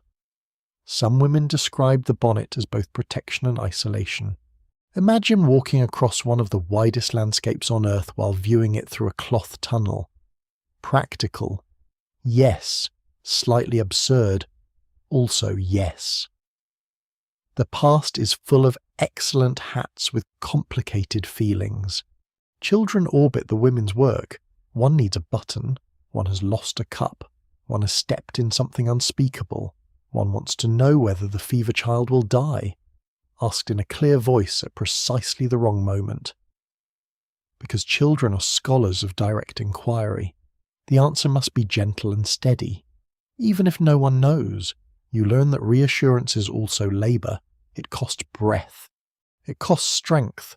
It must be made fresh each time. There is ongoing discussion among historians about whether the overland journey expanded women's authority by forcing practical competence into the open, or whether it intensified already unequal expectations by adding trail hardship to domestic duty. Both views find support in the record. You can feel the contradiction in your own hands. You may make essential decisions, manage food, nurse the sick, barter with neighbours, and keep a family functioning under terrible strain.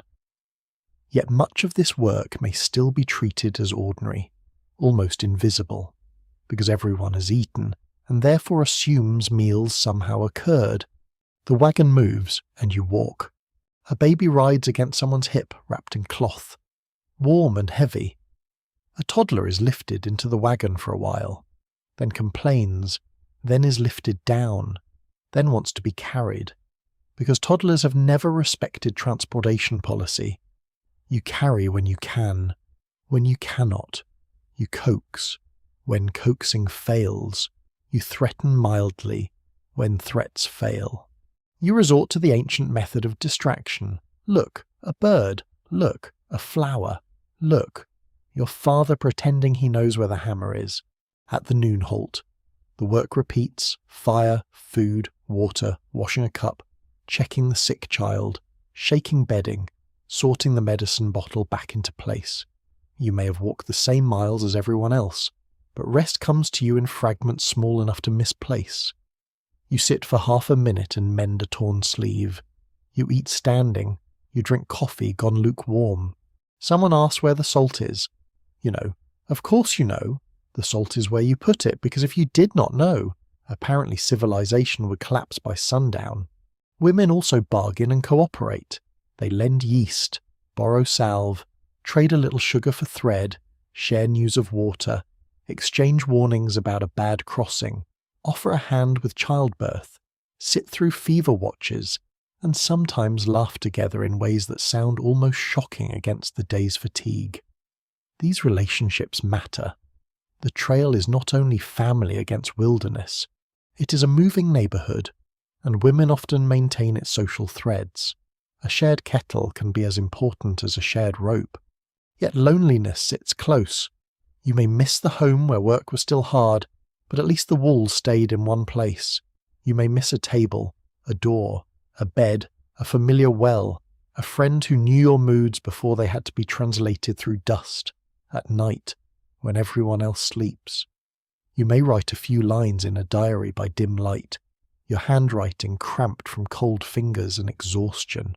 You record weather, miles, illness, a death in another wagon, a pretty valley, a quarrel, a child's funny remark. You do not always say how tired you are. Sometimes the blank space says it. Evening brings another round of tasks. Supper, animals nearby, bedding unrolled, clothes patched, the fever child checked again.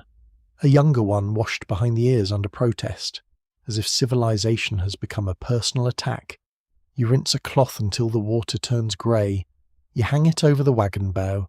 You press your thumb into a knot of muscle at your wrist and keep moving. The men may be weary too, the trail is not kind to anyone. But the women's exhaustion has a special quality because it is braided through care. You're tired while holding someone else's fear, tired while remembering the food count, tired while making sure the child sleeps warm, tired while turning the last of the bacon grease into tomorrow's hope, tired while being expected to soften the edges of a life that has become mostly edges. The fire burns low, someone offers you coffee, and for once you sit before answering. The cup warms your palms, it tastes bitter, smoky, and slightly of tin. It is wonderful, around you. The camp quiets into the familiar evening music of animals, pots, murmurs, and canvas shifting in the breeze. The recovered child sleeps, the repaired wheel rests. The hidden teacup remains safe. Ridiculous little survivor that it is. You look at the wagon in the fading light and see not just cargo, but effort. Every folded blanket, every patched cuff, every rationed handful, every calmed child, every clean bandage, every meal coaxed from flour and smoke. The covered wagon carries goods. Yes, but the journey itself is carried by hands that keep working after the day should have ended. And as darkness gathers, you understand that endurance is not always loud. Sometimes it's a woman kneeling by a smoky fire, turning a biscuit before it burns, while listening for a sick child's breathing and already planning tomorrow's breakfast. Before dawn has fully opened, the men are already around the wagon with their hands on things that might fail. Harness, wheel hubs, axle pins, tongues, chains, yokes. The repaired wheel, naturally, receives the attention of a nervous royal patient. Someone crouches beside it, runs a thumb over the binding, gives it a little shake, and makes a thoughtful sound that could mean confidence, doubt, or breakfast has not happened yet. You stand nearby with a cup of coffee, warming your hands, and watch the ritual of frontier competence unfold. Men on the trail are expected to know things: how to drive a team, how to grease an axle, how to judge a ford, how to mend a harness, how to shoot supper, find water, read weather, choose a campsite, settle an argument, and remain calm while a wagon leans toward a mud hole like it has chosen death. This is a long list, especially for ordinary people who, not many months ago, may have been farmers, clerks, teachers, carpenters, shopkeepers, or young husbands with more confidence than experience. The trail does not care about reputation, it asks for results. One accepted fact of overland travel is that many emigrant wagons carried toolkits and spare parts because blacksmiths, wheelwrights, and repair shops were not reliably available between settlements and forts. A hammer, saw, auger, plane, wrench, nails, rope, spare bolts, chain links, grease, rawhide, and bits of leather could mean the difference between continuing and standing helpless beside a broken vehicle. Tools are not accessories here. They are survival wearing iron edges.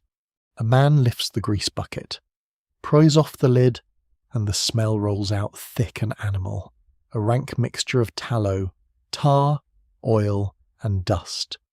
It is not pleasant, it is useful, which on the trail often outranks pleasant by several counties. He works grease into the wheel hub with a stick or rag, careful not to waste it. A dry axle can heat, grind, and fail. The sound of an ungreased wheel is the sound of tomorrow becoming expensive. You hear the tools before you see all of them. A hammer taps against a wagon iron. A file rasps. A chain drops with a heavy clatter. The men speak in short phrases. Because morning repairs do not invite poetry, hold that. Lift. Try it now, not there. Where is the wedge? Who had the wrench? Nobody admits to having the wrench. The wrench, following ancient law, appears exactly where several people already looked. There is comedy in this, but it is a tense comedy. Male authority on the trail is often tied to practical skill, and practical skill has a rude habit of being tested in public. If a man says he can fix something, the wagon train may gather around to watch. If he succeeds, he is useful. If he fails, he becomes part of a story told softly at supper. No one wants to be remembered as the fellow who made the axle worse while explaining everyone else was holding the lantern wrong. A peculiar little detail from trail recollections is that rawhide could be used as an emergency repair material. Wet rawhide might be wrapped around a cracked part, then allowed to shrink tight as it dried, gripping wood or metal with surprising force. It sounds like something invented by a person who had run out of proper options and refused to be embarrassed by biology. Yet it could work. At least for a while. The trail respects anything that holds until the next stop. Men also manage animals, or try to. Oxen are patient, not obedient furniture. Mules may be clever in a way that feels personal. Horses can be skittish, proud, useful, and extremely willing to injure themselves at inconvenient moments. A driver learns each animal's temper. Which ox pulls steadily, which one shirks, which mule watches knots with suspicious intelligence, which horse dislikes thunder. The animals have personalities, and ignoring them is how a person receives a hoof-shaped lesson. The morning begins to move, commands are called. The team leans forward, wheels turn, the men walk near the front, beside the animals, or along the train, scanning the road. They look for ruts, stones, soft ground, loose straps, missing children, limping stock, threatening clouds, and all the small signs that separate a tolerable day from a miserable one. This vigilance can look like confidence from a distance, up close. It often feels like worry wearing a hat. Researchers have long discussed whether wagon train leadership was truly democratic, authoritarian, or something messier that changed with weather, danger, and personality. Many companies elected captains, set rules, and divided duties. But daily authority could shift quickly toward whoever had a knowledge useful in that moment. The best talker was not always the best guide. The loudest man was not always the one people trusted at a dangerous crossing. On the trail, leadership had to earn its supper repeatedly. You see that during a steep descent. The wagons bunch near a rough slope where the track drops toward a stony wash. Men gather ahead, studying the angle. The plan is simple in theory and exhausting in practice. Slow the wagon, lock or drag wheels if needed, use ropes, keep the team steady, prevent the load from surging forward and pushing the oxen into a trot, which would turn a migration into a rolling kitchen accident. Ropes are fixed to the back of the wagon. Several men brace themselves. Boots dug into dirt, hands wrapped in coils. The driver speaks low to the oxen. The wagon begins downward. You hear every sound sharpen. Wheel rims scrape stone. Harness tightens. The canvas creaks. The men lean back against the rope, muscles standing out in forearms and necks. Dust rises around their ankles. One slips, catches himself, and mutters something that would not be printed in a family guidebook. The wagon eases down. At the bottom, everyone exhales. Someone claps dust from his hands.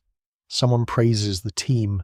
Someone says it was nothing, which is what people say when it was definitely something. Pride and relief mingle in the warm air. Hunting sometimes becomes part of men's work too, though not as reliably as bedtime legends suggest. A rifle over the shoulder looks impressive, but game is not a pantry with legs politely waiting beside the trail. Buffalo, antelope, deer, rabbits, and birds may appear depending on route and season. Yet hunting takes time and ammunition. It may feed a camp splendidly one day and produce nothing the next. Overhunting near popular routes could make game scarce. Also, shooting supper is less charming when everyone is hungry, and the hunter returns with only a heroic explanation. Still, when fresh meat comes, camp changes. The smell of roasting meat draws people closer. Children hover. Adults speak with unusual warmth about the provider. For a while, beans lose their tyranny, but even success has labour attached. Meat must be butchered, cooked, dried, shared, guarded from spoilage and flies. The animal becomes food only through more work. The trail has no gift that does not arrive with chores hidden inside. Men also guard, negotiate, and argue. They decide whether to push for a farther campsite, whether to rest animals, whether to trade with a passing group, whether a road branch looks trustworthy, whether a family should lighten its load. These decisions can bruise friendships. A man who wants to hurry may resent one who needs rest. A cautious driver may frustrate the bold. A proud husband may resist advice even when his wheel is making sound like a dying fiddle. And mistakes happen. A poor campsite leaves animals hungry. A rushed repair fails. A bad crossing soaks supplies. A careless shot frightens stock. A wrong turn wastes hours. The trail is a school where tuition is paid in sweat, time, and occasionally bacon. Men who thought authority meant giving orders learn that authority also means admitting when the plan is failing. Some learn gracefully. Others require several miles and a public inconvenience. Evening finds them still working. A harness strap is patched by firelight. A knife is sharpened. The repaired wheel is checked again. A rifle is cleaned. A young man practices tying knots while pretending he is not practicing. An older man shows him quietly. With fewer words than kindness might prefer, but enough. Skills pass from hand to hand this way, not as grand instruction, as necessity. You sit near the fire and watch the glow move across their faces. Dust lies in every crease. Their shirts are stained with sweat, grease, smoke, and weather. They are tired in a way that makes shoulders round and tempers thin. Yet, when a child asks whether the wagon will make it tomorrow, one of them smiles and says, "Of course it will." The child believes him. Perhaps he believes himself for the length of that sentence. The wagon waits in shadow, patched, greased, tied, and judged fit enough.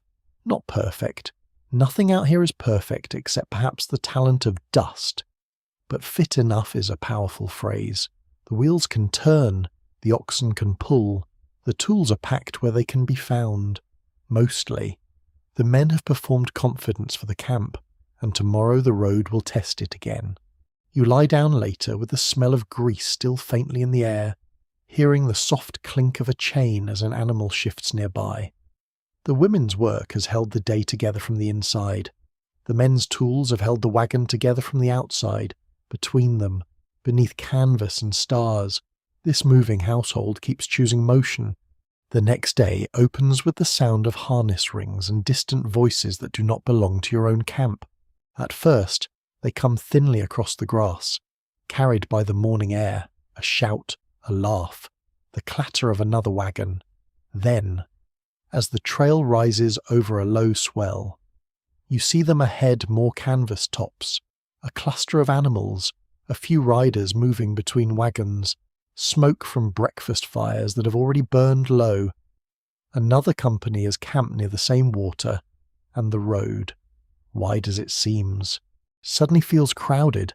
This is one of the surprises of the journey. You may imagine the wagon as a lonely speck in a vast wilderness, and sometimes it is. But the major routes west are also social corridors, busy in seasons of migration with families, merchants, freighters, soldiers, missionaries, traders, indigenous travellers, hunters, guides, and other migrants who have their own fears, maps, rumours, and opinions about the best place to cross the next river. The prairie is not empty. It's full of movement. Though not all movement means the same thing to everyone. A common historical reality of the overland trails is that emigrants often followed routes that crossed or entered indigenous homelands, including lands used by nations such as the Pawnee, Lakota, Cheyenne, Shoshone, Nez Perce, Ute, and many others, depending on the trail and region. These lands were not blank spaces waiting for wagons. They were lived in, hunted, travelled, defended, negotiated over, remembered, and known in ways most emigrants barely understood. The wagon train does not travel through nowhere. It travels through someone else's somewhere. As your wagons draw nearer to the other camp, people begin the quiet work of evaluation. Who are they? Where did they start? How many animals do they have? Are they ahead because they travel well, or because they are reckless? Do they have news of water, grass, sickness, prices, danger, ferries, broken roads, bad guides, or a fort where flour cost the soul of your firstborn? Every meeting is a little market of information. A man from the other train walks over with a cup in hand and dust on his hat. He says the crossing 2 days ahead is poor after the storm. Someone else claims there is better grass if you keep north of a bend. A woman asks whether any doctor travels with them. Another asks if they have seen a stray cow with a white face, because animals wander across company lines with no respect for paperwork. Soon the camp becomes an exchange. A little coffee for a little dried apple, a needle for thread. News from Missouri, Illinois, Iowa, Arkansas, or Ohio, depending on where everyone began. A warning about a family who lost 2 oxen. A story about a wagon that floated so neatly across a river that the owner now speaks of it as if it graduated from naval school. Someone laughs, someone does not, because their own wagon nearly drowned last week and comedy has a waiting period. A lesser-known detail from trail encounters is the importance of ferrymen and traders who appeared at key crossings or near forts, sometimes charging prices that emigrants considered outrageous, and sometimes providing services that were genuinely difficult to replace. A ferry could feel like salvation and robbery at the same time. You may dislike the price, but if the river is high and your flour is at risk, you suddenly become a person with flexible opinions about commerce. By late morning, riders appear near the edge of the route, indigenous men, perhaps from a nearby community, perhaps travelling through, perhaps coming to trade, perhaps simply watching the procession of wagons that has become increasingly familiar and increasingly disruptive. The camp stiffens in that subtle way. Fear moves through bodies before words reach it.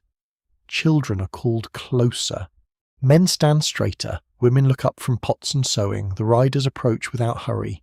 What happens next depends on place, time, people, language, experience, and the heavy burden of stories carried by both sides. Sometimes there is trade, moccasins, horses, robes, food, guidance, or news may be exchanged for cloth, metal goods, tobacco, coffee, flour, or other items. Sometimes there is suspicion, sometimes curiosity, sometimes tension caused by theft, hunger, misunderstanding, previous violence, broken treaties, or the sheer pressure of thousands of wagons crossing land and consuming grass, timber, and game. There is no single encounter that explains all others. That is important. The trail is not one tidy moral scene repeated endlessly.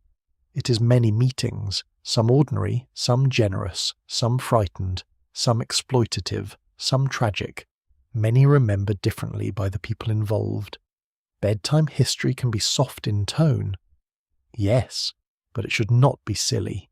The road west passes through human worlds already rich with meaning. Students of the period still dispute how far emigrant fear of indigenous attack reflected real danger in particular places and moments, and how far it was inflated by rumour, newspapers, prejudice, and the nervous imagination of people far from home.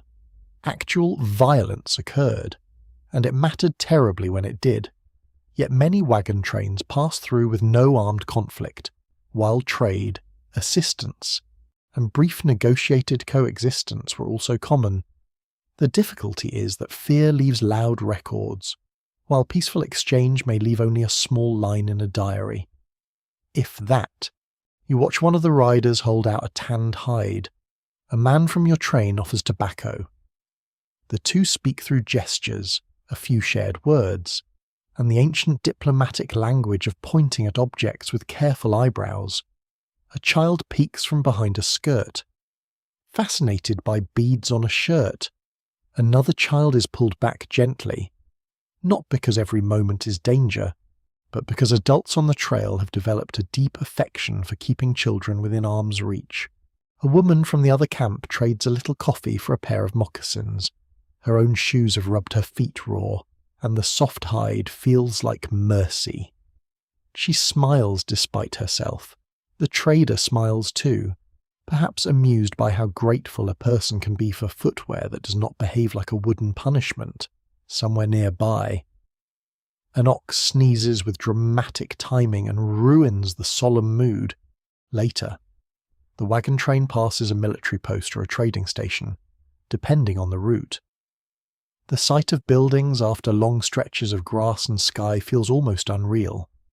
Walls, doors, a roof that does not roll. People gather near the store or office, asking about mail, prices, blacksmith work, guides, and rumours from ahead. Soldiers lounge or work nearby, uniforms dusty and less splendid than paintings promise. The fort is not simply a refuge, it is also an economic checkpoint, a place where supplies can be bought at painful prices, animals traded, wagons repaired, letters left, and anxieties refreshed with new information. You step inside a store if there is one and smell leather, tobacco, flour, sweat, iron, and old wood. Barrels line the wall, cloth hangs folded, tinware flashes in dim light. After so many days of rationing, the shelves seem almost indecent.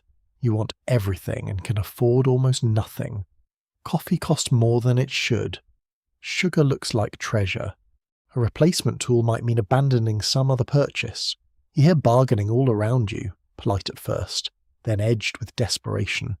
Missionaries may be moving west too, travelling toward established stations or communities, carrying books, religious hope, and assumptions that do not always survive contact with reality.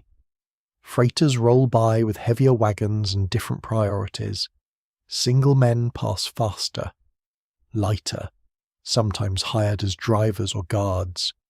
Returning travellers heading east become especially valuable sources of news, though their stories may be coloured by bitterness, pride, or the human pleasure of frightening newcomers. You listen to one such man describe a mountain road ahead as if it were built by the devil during a bad mood. He says to lighten loads now. He says animals will fail. He says water is poor beyond a certain point. Half the listeners believe him. Half decide he is exaggerating. Everyone repeats his warning later, improved with personal anxiety. By evening, the camps separate again. The other wagon train chooses a site upstream. Your group settles lower near the grass. The riders have gone. The fort, if there was one, sits behind you. The trail resumes its long pull westward, but now it carries fresh voices, warnings, names, prices, stories, faces. You sit by the fire and eat beans that taste faintly of smoke and trade coffee that tastes faintly of victory. The children ask questions about the people seen today. Adults answer carefully, sometimes wisely, sometimes poorly, always shaped by the limits of what they know. The oxen graze, unconcerned with diplomacy.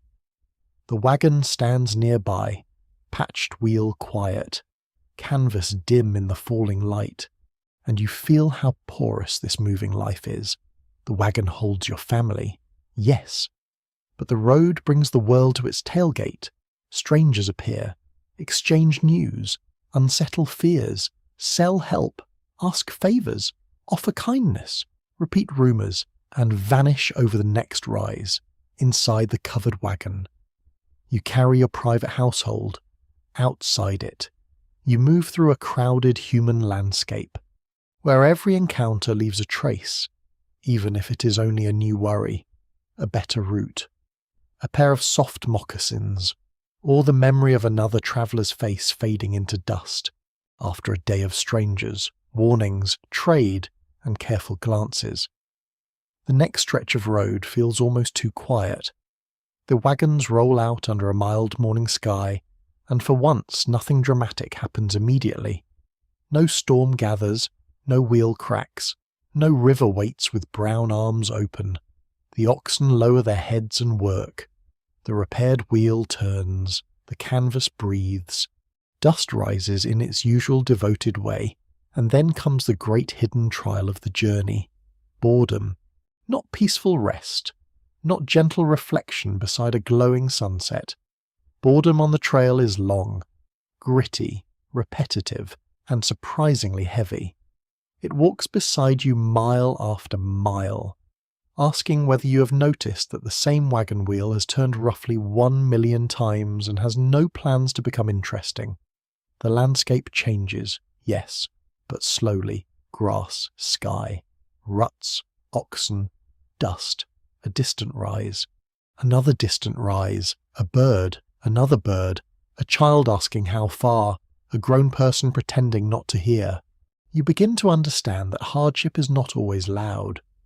Sometimes it is the dull ache of sameness, the same flour sack, the same coffee pot, the same morning packing, the same noon halt, the same evening fire, the same socks developing opinions. There are days when danger would almost be exciting, which is a terrible thought, and one you wisely keep to yourself, because the trail has a way of punishing dramatic requests. A familiar truth of the overland experience is that many emigrants kept diaries or journals, and those entries often recorded weather, miles travelled, campsites, illness, road conditions, river crossings, births, deaths, and small daily incidents. The writing could be plain, even repetitive, because the days themselves were repetitive. A line such as travelled 18 miles, good grass. No water until late may not sound thrilling, but to the person living it, that line contains a whole day of dust, hunger, and judgment about the next camp. You may carry a diary too, or watch someone write in one, at night, after supper. A woman or man opens a small book and writes by firelight, the pencil moving slowly over the page. The hand is tired. The spelling may be practical rather than elegant. The entry might mention that the child's fever is better. The moccasins from yesterday are a blessing. The repaired wheel still holds. And coffee is nearly gone. Future readers may call this a primary source. Tonight it is simply someone trying to pin a day down before sleep takes it.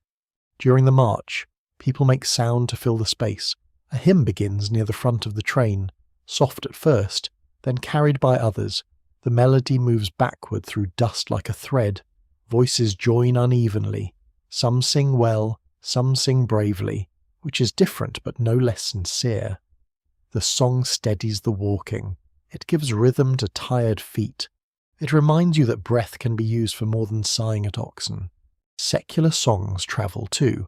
Love songs, comic songs, patriotic songs, fragments of old ballads, children's rhymes, nonsense verses, and tunes learned from neighbours along the way.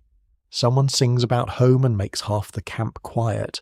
Someone else sings a ridiculous verse about a lazy mule and restores balance. Music is portable in the best way. It weighs nothing, unless one counts the emotional burden of a cousin who knows only 2 songs and performs both with confidence. A curious trail detail appears around the small instruments people sometimes carried. Fiddles, flutes, harmonicas, and jaw harps show up in accounts, though not every party had them. A fiddle in a wagon is both a luxury and a social tool. It can lift a camp after a miserable crossing, accompany a dance on hard ground, or make an evening feel briefly like a village green instead of a line of exhausted people guarding bacon from flies. Of course, if played badly, it can also make the coyotes reconsider their musical standards. When the ground is easy and the animals are steady, conversation fills the hours. You speak of food first, because human beings are predictable and supper has gravitational force, then weather, then the road ahead, then memories of home, then gossip about the other wagons, who overpacked, who underpacked, who is pretending not to limp. Who bought coffee at a price that should have included a small piano? Trail gossip is not always kind, but it is efficient entertainment, and sometimes social information matters. A careless family can slow a train, a generous one can save a day. There is continuing debate among historians over how much leisure emigrants truly enjoyed on the trail. Since diaries mention dances, singing, reading, and visiting, but also reveal relentless work and fatigue. Both can be true.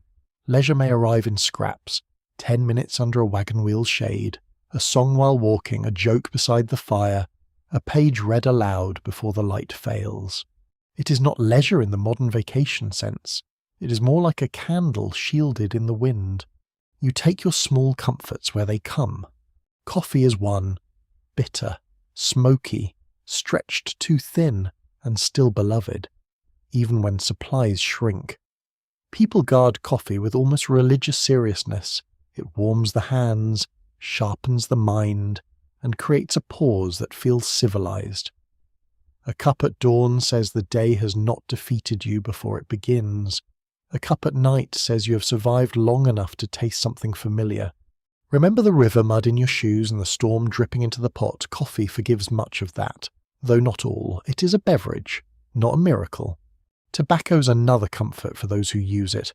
A pipe packed at evening, a chew during a long march, a trade item offered to a stranger. Smoke curls upward with the campfire smoke, and for a few minutes a person can look thoughtful rather than merely exhausted. Some disapprove, some indulge, some borrow. The trail, as ever, turns private habits into public negotiation. Reading matters too: a Bible, a prayer book, a worn novel, a newspaper carried far beyond its date, a guidebook consulted until the pages soften at the folds. Someone reads aloud by the fire while others mend, stir, or simply stare. The words bring other rooms into the open air. A story from a book can make the wagon vanish for half an hour. That is no small mercy. Women sew while listening. Men whittle pegs, repair straps, or clean tools. Children lean against knees and ask questions until the reader loses the sentence. A baby falls asleep halfway through a verse. The oxen shift beyond the firelight. The wagon canvas glows softly. You can almost forget for a little while that tomorrow's road may be worse. Small luxuries become fiercely valuable. A bit of sugar, a dried apple saved for a hard day, a ribbon kept clean in a cloth packet, a mirror no larger than a palm, a comb with several missing teeth, soap, real soap, not merely the concept of soap, a clean handkerchief, a letter reread until the folds nearly tear. These things do not transform the trail, but they soften it. They remind you that you're not only an emigrant, a walker, a cook, a driver, a parent, a patient, a packer. You're still someone who likes sweetness, music, order, beauty, and the feel of clean hair. The afternoon stretches, the wheels turn, your mind drifts, you count steps, then lose count. You imagine a bed, you imagine a kitchen where the floor does not move. You imagine telling someone back home that yes, the sky was enormous. Yes, the mountains were far. Yes, the wagon was smaller than anyone sensible would believe. You imagine leaving the hidden teacup on a table in a future house. Safe and absurd. Proof that one fragile thing made it through. Near sunset, a fiddler from another wagon begins to play. The tune is thin at first, wavering in the open air, then steadier. People lift their heads. Even the children seem to pause. The melody follows the wagon line into camp, weaving through smoke, lowing animals, and the clatter of supper pots. It is not polished. It is not grand. It is enough. Later, after beans and biscuit, a few people dance on the hard ground. Not a formal dance. Not a ballroom. Obviously, unless the ballroom has ox droppings and a suspiciously damp blanket nearby. Just a few steps, a turn, laughter when someone stumbles, clapping from children who should already be asleep. The repaired wheel stands in the shadows like a tired chaperone. The canvas wagons circle the glow. For a moment, boredom breaks open and reveals its secret. The long sameness of the road makes these small pleasures brighter. A song is not just a song, it is relief. A joke is not just a joke. It is proof that the day did not grind every soft thing out of you. A spoonful of sugar, a page of reading, a fiddle tune, a cup of smoky coffee, a child's dusty laugh. These are not decorations on the journey. They are part of how you survive it. And when you finally lie down beneath the wagon, the tune still moves faintly in your mind, softer than the insects, softer than the oxen breathing in the dark. Tomorrow the road will become itself again. Dust, miles, hunger, chores. But tonight, under the wide, patient stars, a scrap of music remains, light enough to carry, strong enough to last until morning. Morning finds the camp quieter than music left behind should allow. The fiddle tune from last night still lingers somewhere in your memory. But the road has already reclaimed its usual authority. Blankets are rolled, fires are buried, coffee is swallowed, children are gathered, oxen are yoked, the wagons groan awake, and the wheels begin again, turning through grass that shines briefly before dust dulls it. For a while the day seems ordinary, which on the trail means only that trouble has not yet introduced itself. Then you pass the first abandoned thing. It is a chair.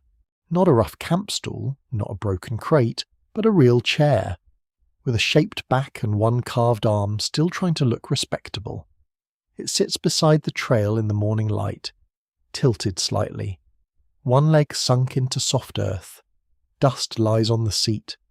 Grass has begun to grow around it. Someone once believed this chair belonged in the future. Someone packed it, argued for it, lifted it into the wagon, perhaps tied it carefully beside bedding and flour. Then the road asked its hard question, and the chair lost. You look at it longer than you mean to.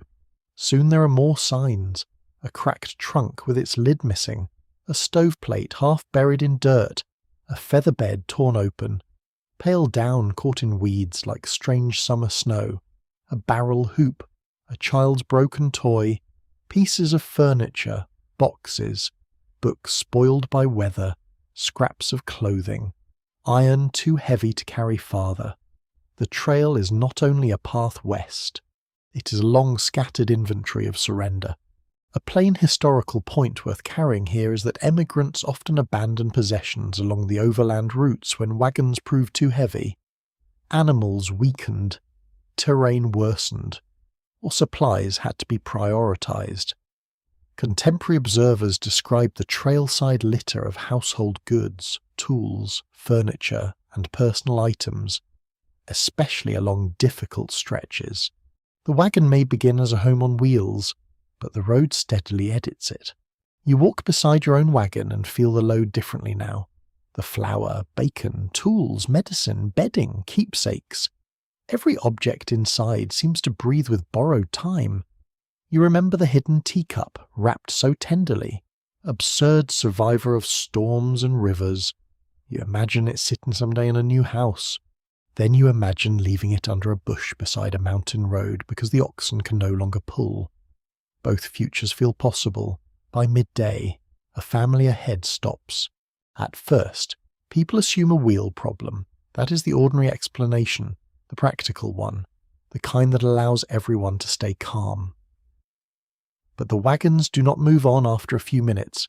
The circle of people near one canvas top grows still. Someone takes off a hat. A woman sits on the ground with her hands folded tightly in her lap. The trail noise thins. Even children seem to sense that this is not a time for questions, though of course questions gather behind their eyes. A man from your train walks back quietly and speaks to another.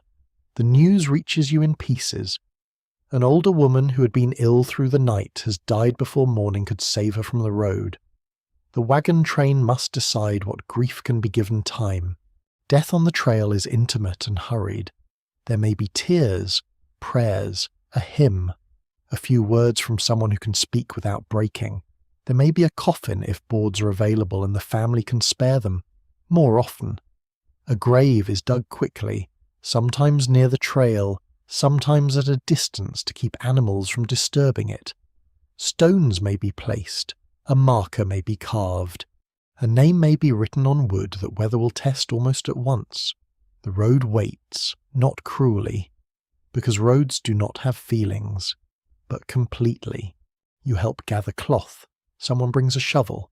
The soil is hard below the damp surface, and digging is slow. The sound of metal entering earth feels too loud. Thud, scrape, lift, breath, again. The sun continues shining, which seems inappropriate. A bird sings from somewhere in the grass, also inappropriate, though birds have never been known for reading the room. There is a strange and sorrowful detail found in some trail accounts. Graves were sometimes deliberately disguised, levelled, or even placed in the roadbed after burial so passing animals or wolves would be less likely to disturb them. Imagine that final tenderness, hiding the resting place from the world by letting wagons pass over it. It feels harsh until you understand the fear behind it. Even love on the trail must become practical. The burial is brief, a prayer is spoken. A few voices answer softly. The family stands close together, stunned into stillness. The woman's belongings must then be handled, because death does not remove weight from the wagon unless the living make decisions. A shawl, a cup, a small packet of letters, a comb, perhaps a Bible, perhaps a pair of shoes still shaped to her feet. Each item is suddenly too personal to touch and too practical to ignore. Many researchers continue to examine whether emigrant writings understate grief because diarists were emotionally restrained, pressed by daily necessity, or shaped by religious language that framed loss as endurance. You can feel how likely all of that may be. A diary might say, "Mother died this morning, buried at noon, travelled 8 miles to modern ears." The sentence sounds almost cold, but perhaps the coldness is only the paper. The grief may be in the hand that shook while writing it, in the empty place by the fire, in the cup no one uses. The train moves again in the afternoon. That may be the hardest part to understand from a comfortable room. After death. The wagons move, the oxen pull, supper must be cooked, children must be watched, a fever must be checked, the repaired wheel must be inspected, beans must be soaked. The living continue not because they are unfeeling, but because stopping too long can become another danger. Winter is still somewhere ahead. Grass can run short, water decides where camp may be, grief must travel. As you walk, the abandoned chair returns to your mind. Loss comes in different sizes, but all along the trail it has the same motion. Something once held close is set down, and the wagon rolls away. A chair, a stove, a trunk, a family clock, a grave. The road teaches leaving with a discipline nobody asked to learn. That evening, your own family opens the wagon and considers the load again. The day's burial has changed the mood. No one wants to speak lightly about objects now, yet the animals are tired, and the next stretch is said to be rough. The men speak of weight. The women look at bedding, tools, food, clothing, and keepsakes.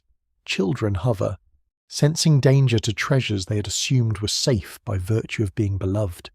A broken crate goes first, then a spare iron piece no one can justify, then a bundle of old clothing too worn for useful patching. Someone argues for keeping a small mirror. Someone else says it weighs almost nothing. Let it stay. The hidden teacup is not mentioned, which is probably wise. The child's pebble collection, however, faces review. 3 pebbles are permitted. The rest are returned to the earth with ceremony and quiet outrage. You set down a book with a damaged cover. It has already been read many times. Its pages are warped from damp. Still, your fingers linger. Books are more than paper out here. They are rooms you can enter without leaving camp. But the book is heavy enough when combined with other small things. You place it beside the trail, for a moment. You feel foolish for grieving a book after seeing a grave dug at noon. Then you realise sorrow does not obey rank. It simply arrives in whatever doorway opens. Night settles gently, as if making amends. The campfire burns low. The family who buried their dead sits apart for a while, then is joined by a neighbour bringing coffee. No speech fixes anything. The cup matters anyway, nearby. Someone hums a hymn so softly that it is almost breath. Children fall asleep without their usual resistance. Tired, perhaps, by the seriousness of adults. You lie near the wagon and look at its dark shape against the stars. It's lighter now, but not easier. The empty spaces inside seem to hold echoes of what has been removed. You think of the chair in the grass, the disguised grave, the book left behind, the pebbles returned, the woman's cup wrapped away by hands that did not want to pack grief. The trail does not only measure endurance in miles, it measures it in what you can leave and still remain yourself. It asks this quietly at first, then with more force as the land grows harder. Tonight, under the patient sky, you understand that every wagon carries 2 loads. One is made of flour, tools, blankets, and bacon. The other is invisible, made of memory, fear, love, and all the names spoken softly after dark. Tomorrow, the wheels will turn again, they always do. But now their sound has changed a little. Beneath the creak and clatter, you hear the hush of things left behind, resting in the grass while the living move west. The next morning, the land begins to lift. Not suddenly, not like a stage curtain revealing mountains in one grand theatrical flourish. At first, the change is subtle. The road tilts a little more often. The oxen breathe harder. The grass thins in patches. Stones appear where yesterday there was mostly dust and prairie. The horizon, which once lay low and far away, now rises in uneven blue shapes that seem to float in the distance like clouds that have forgotten how to move. You see the mountains before you truly reach them, and that may be part of their power. For days they wait ahead, growing slowly, deepening in colour, sharpening at the edges. In the morning they are pale and almost dreamlike. By afternoon they are darker, ridged with shadow. At sunset they turn purple and cold. They look beautiful, of course, terribly beautiful.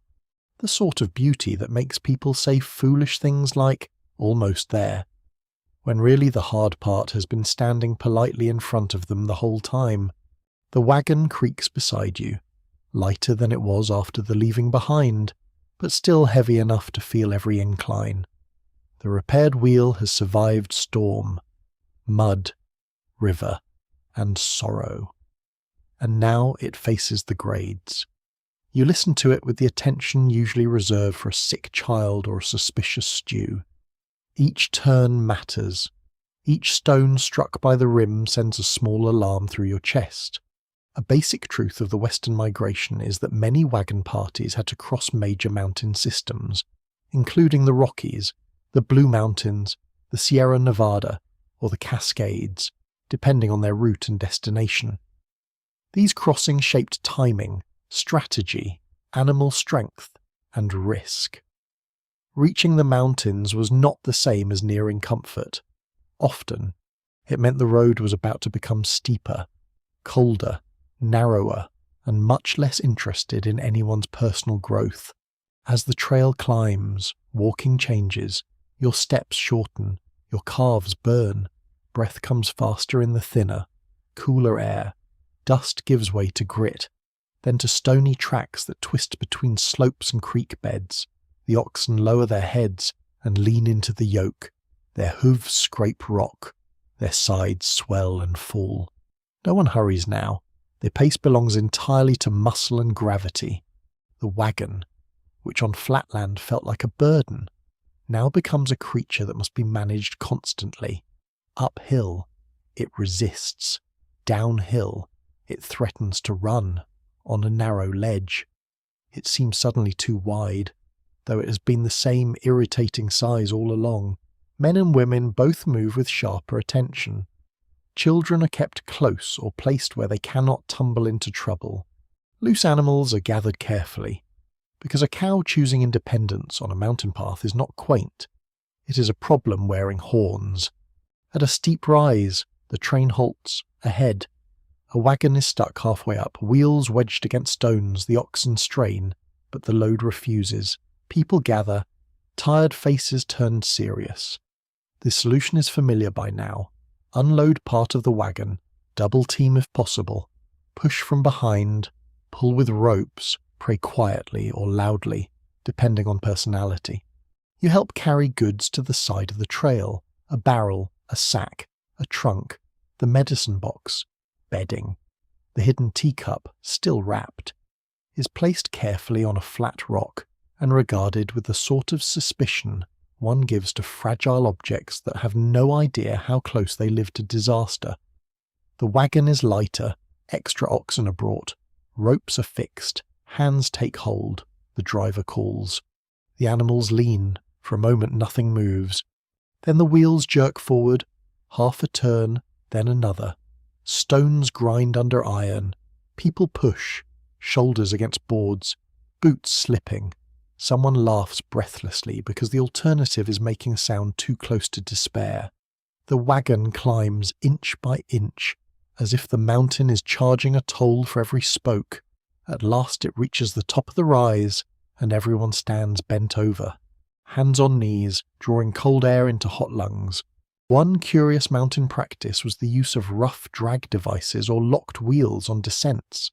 A felled tree, chain, or brake arrangement might be used to slow a wagon, turning the landscape itself into a reluctant partner in transportation.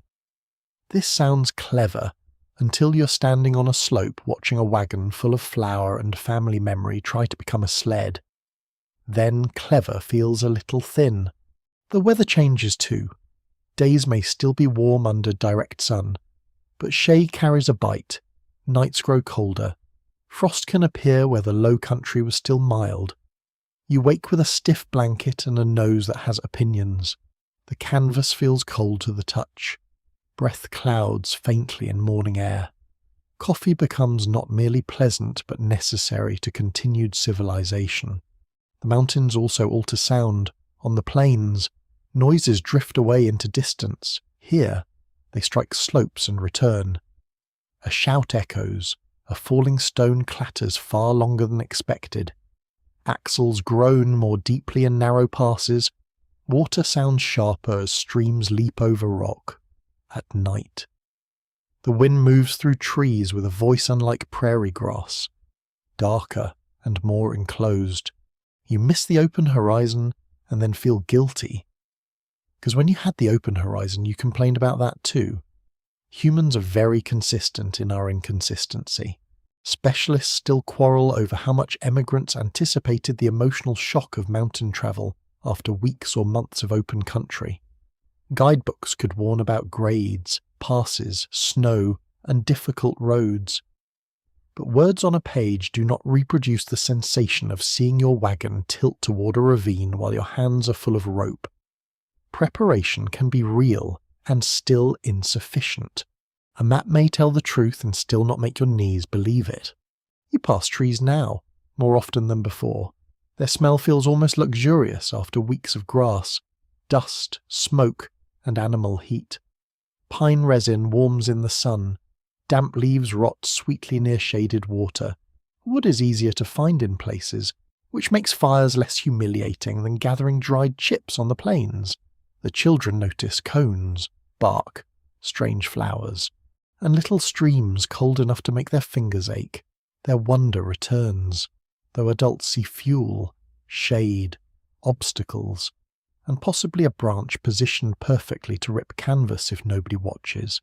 The trail narrows through a rocky stretch. One wagon at a time, the wheels pass close to the edge, and you walk on the uphill side.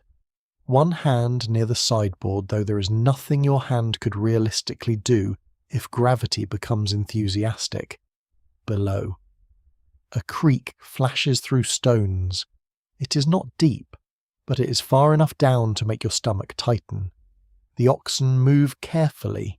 The driver speaks softly, almost tenderly. No one jokes until the wagon is through. At camp that evening, the wagons are arranged wherever ground allows, not neatly, not beautifully, but safely enough. Fires burn brighter with real wood. Sparks rise into the cold air. People sit closer than usual, shoulders wrapped, cups held in both hands. The mountains stand around the camp like sleeping giants, their dark ridges cutting the stars.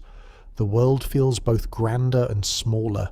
There is less horizon, more shadow. Supper is simple, beans again, biscuit again. Coffee guarded from bitterness by sheer loyalty. Yet after the climb, even ordinary food tastes earned. The oxen feed heavily, needing strength for tomorrow. Their breath steams. Their bells sound muted in the cold. Men check chains, brakes and wheels. Women mend thicker clothing, shake out damp bedding, and make sure children sleep warm. The work changes shape but never vanishes. You think of what has already happened.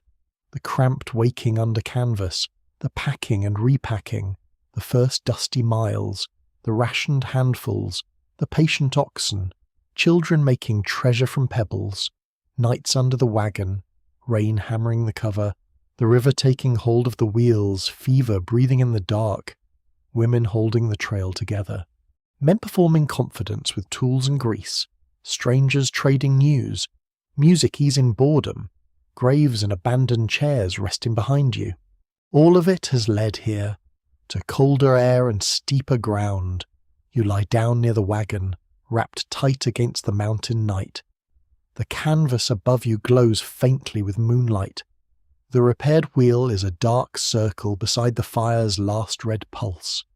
Tomorrow there will be another climb, perhaps worse than today's, another descent, another place where the wagon must be coaxed, dragged, braced, and believed in. But for now the camp is still. The trees whisper, the animals breathe, the mountains, enormous and silent, wait beneath the stars, and you understand that home, for the moment, is not a place at the end of the trail. It is this battered wagon resting on uneven ground. This cup warming your palms. This tired body still capable of rising when morning asks. The mountains do not end all at once. They loosen their grip slowly, ridge by ridge, slope by slope, until one morning the air feels wider again, and the trail begins to fall toward a country that looks washed of softness. The trees thin, the grass grows sparse, the earth changes colour, the streams become less generous, even the wind seems drier, as if it has crossed a stove before reaching your face. At first, the change feels welcome. After steep climbs and cold nights, a broad dry stretch can appear almost friendly. The sky opens. The wagon rolls more easily for an hour or two. Sunlight spills over the land in clean sheets. You tell yourself this will not be so bad. The trail hears that and smiles. By noon, heat presses down with both hands. It gathers under your hat, along your spine, behind your knees. Your tongue feels thick. Dust no longer rises in cheerful clouds.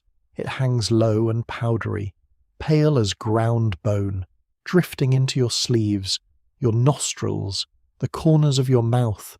The wagon canvas reflects light until your eyes ache. The oxen move with their heads low, each breath sounding heavier than the last.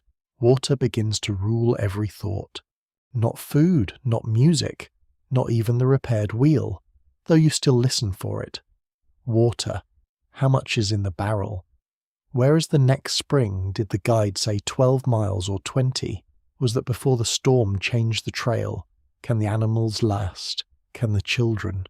You take a sip and make yourself stop before thirst is agreed. The canteen leaves a warm metal taste on your lips. Warm water is still water. On this stretch, that counts as tenderness. A firm historical reality of the Western Trails is that some routes, especially across the Great Basin, desert valleys, and dry approaches to California or Oregon, forced emigrants to plan carefully around scarce water and long dry distances. Certain crossings became feared because animals might weaken or die if the timing, load, or water supply failed. The map may show a line. The body knows it as thirst measured in miles. The wagon interior becomes an oven with wheels. You lift the canvas flap when possible, but the air that enters is hot and dusty. Flour sacks must still be guarded from heat and pests. Bacon sweats salt.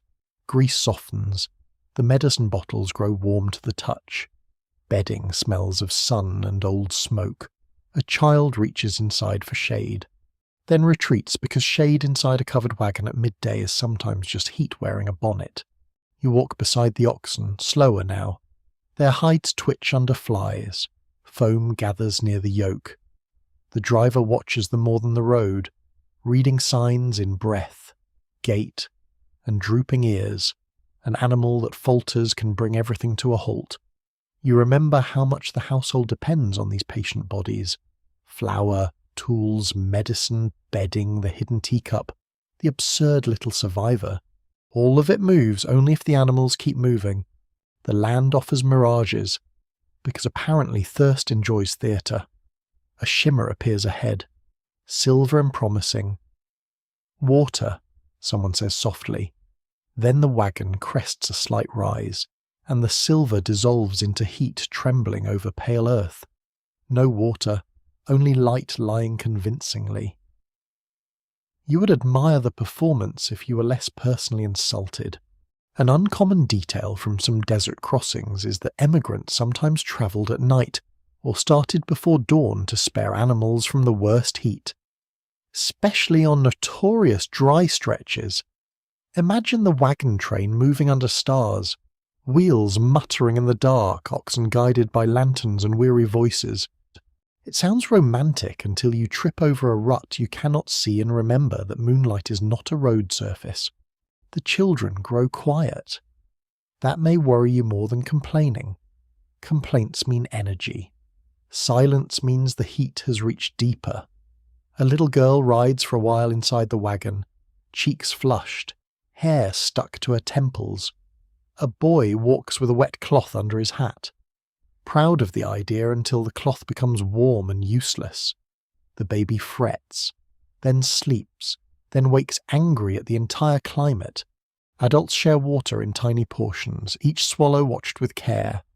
There are disagreements among scholars about whether the most punishing dry crossings were chiefly failures of planning, failures of information, or simply brutal stretches where even careful parties could suffer badly. You can see all three possibilities around you. A poor guide can ruin a day. A bad rumour can send people toward a dry camp. A heavy load can weaken the team. But sometimes the country itself is simply hard, and no amount of cleverness makes a waterless mile shorter. By late afternoon, the air wavers. The wagon wheels grind over dry ground with a brittle sound. Shrubs appear, low and grey-green, smelling sharp when crushed. Lizards flash over stones. Birds are few. The horizon seems near and far at the same time, flattened by heat. You begin to measure hope by shadows. If there is a line of darker green ahead, perhaps water lies there. If the ground dips, perhaps a spring. If birds circle, perhaps nothing useful at all, because birds are not under contract. At a halt, the water barrel is checked.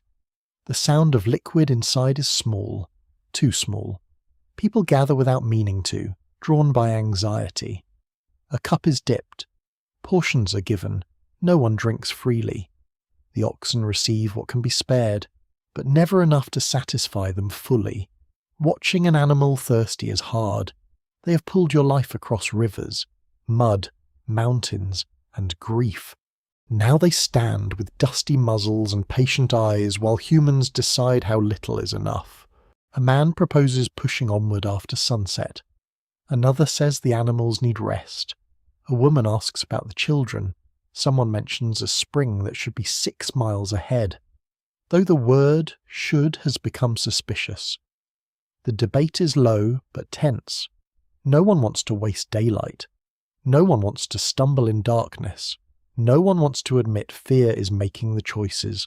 The decision is made to move again when the worst heat fades. So you wait in a camp that is barely a camp. No cheerful fire yet, no long supper, just wagons drawn together, animals standing, people crouched in scraps of shade. You chew a piece of hard bread that turns to paste in your dry mouth. Coffee is not made because coffee requires water. And suddenly the beloved smoky cup of morning feels like a luxury from another civilization. Remember those ordinary arguments about whether the beans were too hard? Very sweet times, practically a banquet with a full orchestra. Evening lowers slowly, the heat does not vanish, but it loosens, shadows stretch. The wagons begin again, the wheels turn in a softer light, and the dry land changes colour from white gold to rose, then grey. The air cools enough that your skin notices. Stars appear before the last glow has left the west. Moving at dusk feels dreamlike. The oxen are dark shapes ahead of the wagon. Harness rings click, voices fall low. Children are wrapped and placed where they can sleep if the jolting allows it. You walk in a kind of trance, thirsty, tired, alert to every dip in the land. The repaired wheel sounds steady.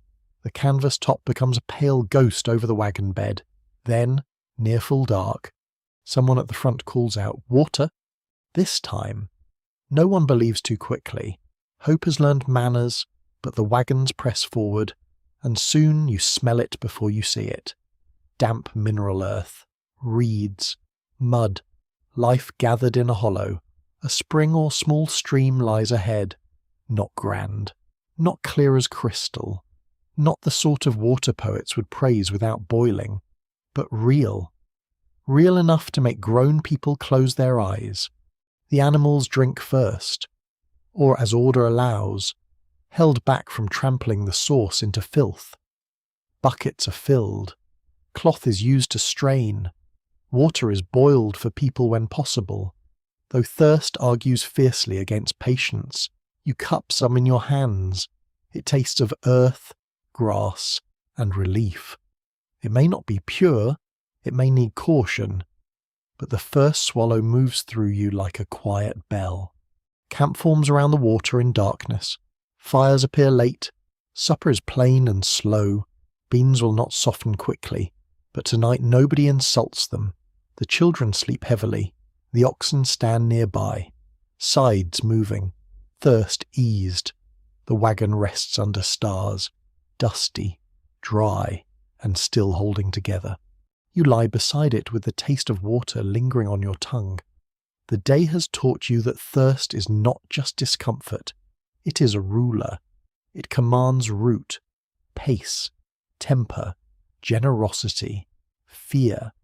It makes a cup sacred and a muddy spring beautiful.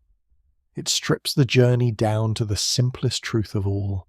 Before dreams, before land, before arrival, before even the little teacup tucked somewhere in cloth, the body asks to drink, and tonight, at least.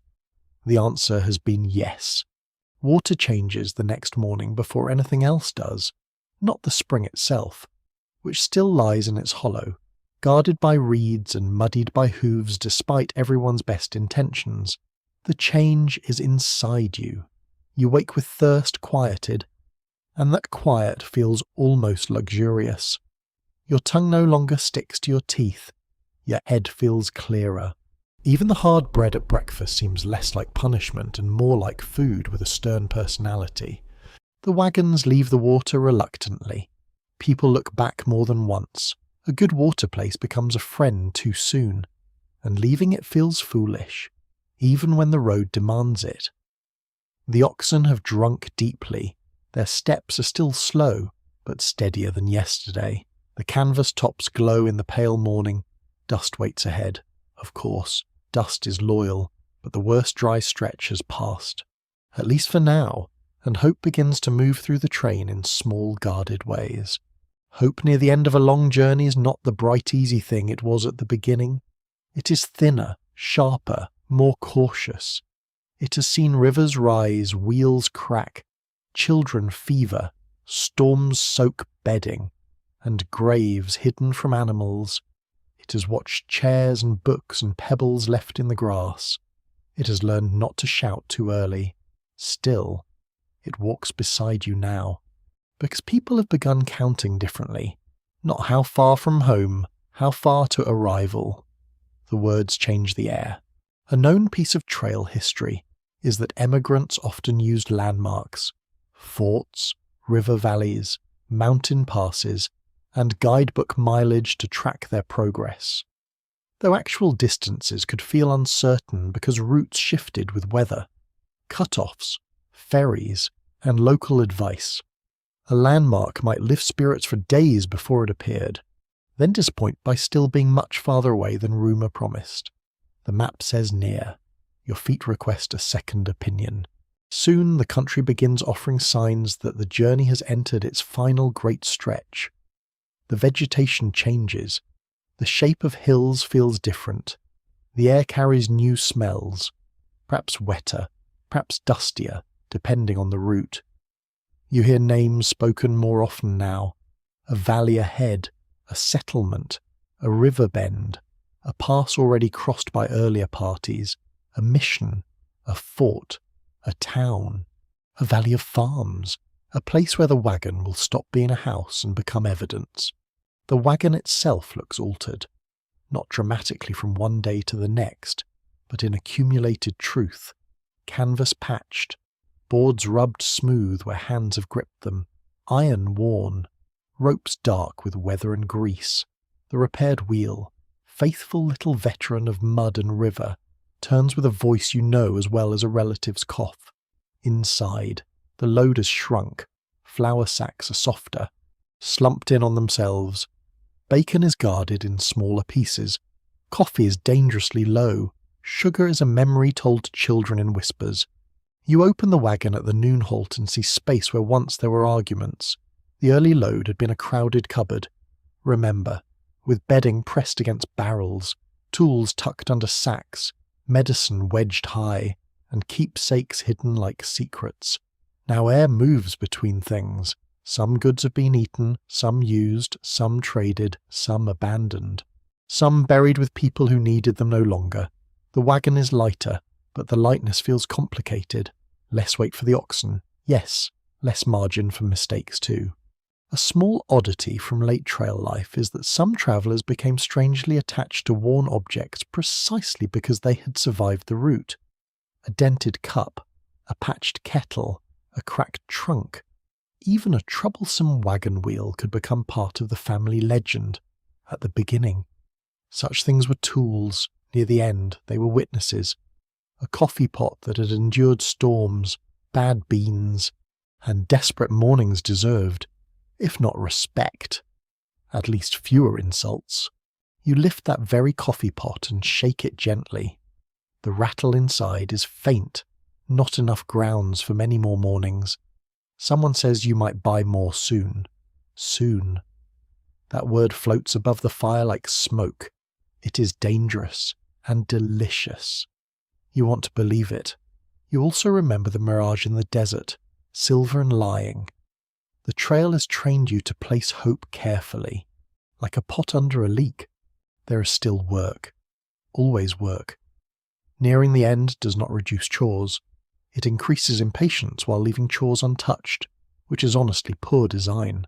Oxen must be watched, children fed, clothing mended, water found, camps chosen, wheels greased, fires made, the sick checked, the load balanced. The road still asks the same questions in the same dusty voice. Are you paying attention? Did you tie that properly? Is the animal limping? Is the sky changing? Who has the salt? Historians remain at odds over how emigrants emotionally experience the final weeks, with some writing showing excitement and gratitude while others reveal exhaustion, dread, disappointment, and worry about the unknown labour waiting after arrival. From inside the journey, that mixture makes perfect sense. You can long to arrive and fear arriving at the same time. The trail may be brutal, but it has become familiar. The future beyond it is still unbuilt. You begin to imagine a fixed roof. At first, this fantasy feels extravagant. a roof that does not flap, walls that do not need tying, a bed that does not smell like smoke and damp canvas, a table where the hidden teacup might sit without being wrapped in cloth and treated like a royal hostage, a hearth, a door, a corner, the luxury of placing something down and knowing it will probably remain there until you move it yourself. But then another thought follows. Who will build that roof? With what timber? On whose land? How far from neighbours? How much food remains until crops can grow or work can be found? Arrival is not a pillow. It is another set of tools, another set of negotiations, another form of fatigue. You try not to think too hard about that yet. The mind can only carry so much at once. And today it is already carrying sore feet. The children sense the change. They ask whether there will be a house, whether there will be apples, whether the cow will have a pasture, whether their friends from some earlier wagon will be nearby, whether the dead can see where the family arrives. That last question quiets everyone for a little while. Then someone answers softly, "Perhaps yes, perhaps we may hope so." And the wagon moves on. Strangers pass going the other way, and their news becomes electric. They have seen the valley, they know the road ahead. They say supplies can be bought, but prices are high. They say some families have already claimed land. They say one river is low, another road rough, one shortcut not worth trusting. They say the end is near enough to smell wood smoke from real chimneys. Though this may be poetry or cruelty, either way, people repeat it. That evening, the camp feels restless. The usual routines continue, but faster, as if everyone wants to hurry even while sitting down. Supper is thin, yet conversation is thick. People speak of plans, claims, work, letters to send home, goods to replace, animals to sell or keep, children to school, a church, perhaps a mill, a store, a neighbour. The future grows crowded around the fire. You sit with your cup, coffee weaker than yesterday, and look at the wagon. Its canvas is no longer merely dirty. It is a record of weather. Its boards are not merely scratched. They are months of contact between hands and road. You can almost read the journey across it. The storm stains, the river mud, the rubbed place where a child climbed in, the patched tear from the mountain branch, the greasy marks near the wheel hub, the rope scars from descents. The whole body of it has become memory before the journey is even finished. Night deepens. Someone hums the old tune from the boredom days. Slower now, not for dancing this time, just enough to fill the dark. The oxen breathe nearby. The children sleep. The stars appear over a country that is no longer purely strange. Because you have crossed too much of it for strangeness to remain untouched. You lie beneath the wagon and listen to the repaired wheels settle as the wood cools. The end may be close, or close by trail standards, which means several more days of chances for weather, hunger, delay, and absurd inconvenience. Still, something has shifted. The wagon no longer feels only like a thing carrying you away from home. It is carrying you toward one. Though the home exists mostly in imagination, smoke, worry, and a teacup not yet placed on a table, in the darkness, you let yourself picture it for one breath longer. A still floor, a roof, water nearby, the wagon unloaded, the oxen resting, the road behind you at last, not gone, never gone, but folded into memory like a blanket after a long cold night. The morning after, hope begins to sharpen. The wagon train moves with a feeling that's almost dangerous. Everyone is tired, yet alert. Everyone is cautious, yet leaning forward inside themselves. The old rhythm remains. Step, wheel, breath. But beneath it runs another rhythm now. Nearly there, nearly there, nearly there. You do not say it too often. The trail has taught you not to tempt disappointment with cheerful announcements. A wheel can still break, an animal can still go lame, a child can still sicken, a river can still rise, Weather, that old dramatic neighbour, can still appear with opinions, but the land ahead shows more signs of settlement. Fences in the distance, smoke that may come from chimneys instead of campfires, a track cut deeper by regular use, a field that has been worked by hands not merely passing through. The first cabin you see seems almost unreal. It sits low against the land, rough and plain, with smoke lifting from its roofline into the morning air. Not grand, not tidy in the way imagination prefers, but fixed. The sight of something that does not roll, does not sway, does not need to be packed before breakfast, touches you in a place you had not known was sore. A wall, a door, a roof, human life fastened to one spot. Children point, adults pretend not to be moved. The oxen, practical philosophers as always, continue walking. A straightforward historical point belongs here, reaching Oregon. California, Utah, or another western destination did not mean immediate comfort for most overland emigrants. Many still had to find or claim land, secure food, build shelter, replace tools, arrange work, negotiate local laws and communities, and face the first winter with limited resources. Arrival ended the trail, but it did not end uncertainty. It simply gave uncertainty a new address. The wagon rolls past the cabin, and someone steps outside to watch. Perhaps they arrived last season, perhaps years before. Their clothing is plain, their face weathered, and their expression holds that curious mixture of welcome, judgment, and recognition people give to newcomers whose dust they remember wearing. They lift a hand, your driver lifts one back. No speech is needed. The wagon says enough. Soon the road grows busier. Not crowded like a city road. No, nothing so luxurious as that, but busier than the lonely stretches. A rider passes with news. A cart creaks in the opposite direction. Someone drives pigs, which seems bold, noisy, and spiritually complicated. You smell wood smoke more often. You see cut timber, a split-rail fence, a patch of garden, a wash line strung between posts. Ordinary things become astonishing when you have spent months living by canvas, rope, and negotiated mud. The wagon itself seems uncertain what role it now plays. For 180 days, or close enough to feel eternal, it has been bedroom, pantry, sick room, shelter, storage, argument chamber, laundry rack, and symbol of forward motion, now as fixed dwellings appear.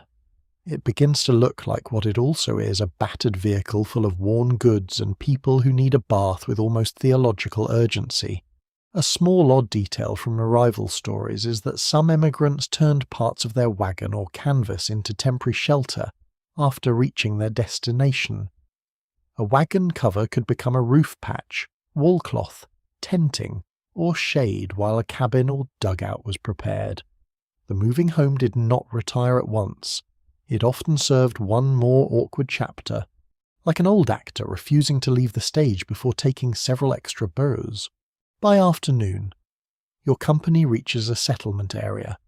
It may be a cluster of cabins, a mission station, a young town, a valley dotted with claims, or the outskirts of a place that hopes to become respectable once it has more lumber and fewer stumps. There is no grand archway, no band. No one hands you a loaf of fresh bread and says, "Congratulations, the continent has been successfully crossed. Please enjoy your complimentary mattress." History is rarely that considerate. Instead, there are questions. Where will you camp tonight? Who knows the land office? Which claims are taken? Where can flour be bought? Is there work? Is there a mill? What does a team bring if sold? Is there a doctor? What are the prices? Who has spare seed? Is that creek reliable in summer? How far to neighbours can letters be sent? Are the rumours true about the road south? Every answer creates three smaller questions, like a very dull but necessary miracle. People who have arrived before you offer advice. Some of it is generous, some of it is self-interested, Some of it contradicts what another person said 10 minutes earlier, because settlement does not magically improve human consistency. One man says land near the river is best. Another says fever gathers there. A woman says the upland is windy but healthy. Someone else says the soil is thin. A young man boasts that anyone willing to work can prosper. An older woman looks at your tired face and says, quietly, "The first year is hard." That sentence rests in you. The first year is hard, so arrival is not a fairy tale comfort. It is a threshold. You have survived the wagon only to meet the work the wagon promised. Shelter must be made, food secured, animals tended, belongings unloaded and judged again. The few remaining luxuries placed somewhere safe, the hidden teacup, yes, perhaps finally unwrapped. But before it can sit on any table, someone must build or borrow a table. A continuing discussion among historians asks whether migrants remembered arrival as triumph, because later family stories softened the exhaustion, or whether many truly felt immediate joy despite the hardships ahead. Both possibilities sit together by the evening fire. You can be grateful and disappointed in the same breath. You can feel victory while staring at a muddy campsite that is supposed to become home. You can cry because the road is over, and then cry again because there is nowhere proper to sleep. Your wagon stops on a patch of ground that may become temporary camp. The oxen are unyoked. They stand with lowered heads, as if they understand the importance of this halt and are wisely unimpressed. Their hides are rubbed, their shoulders checked. These animals have pulled your household through plains, rivers, mud, mountains, dryness, grief, and unreasonable human optimism. If anyone deserves the first good meal in the new place, it is probably them. You open the wagon. Light enters the interior from a different angle for months. Opening the wagon meant retrieving what was needed for another day of movement. Now it means beginning to empty. You pull out bedding, then tools, then the medicine box, then cooking gear. Each object emerges changed by the journey.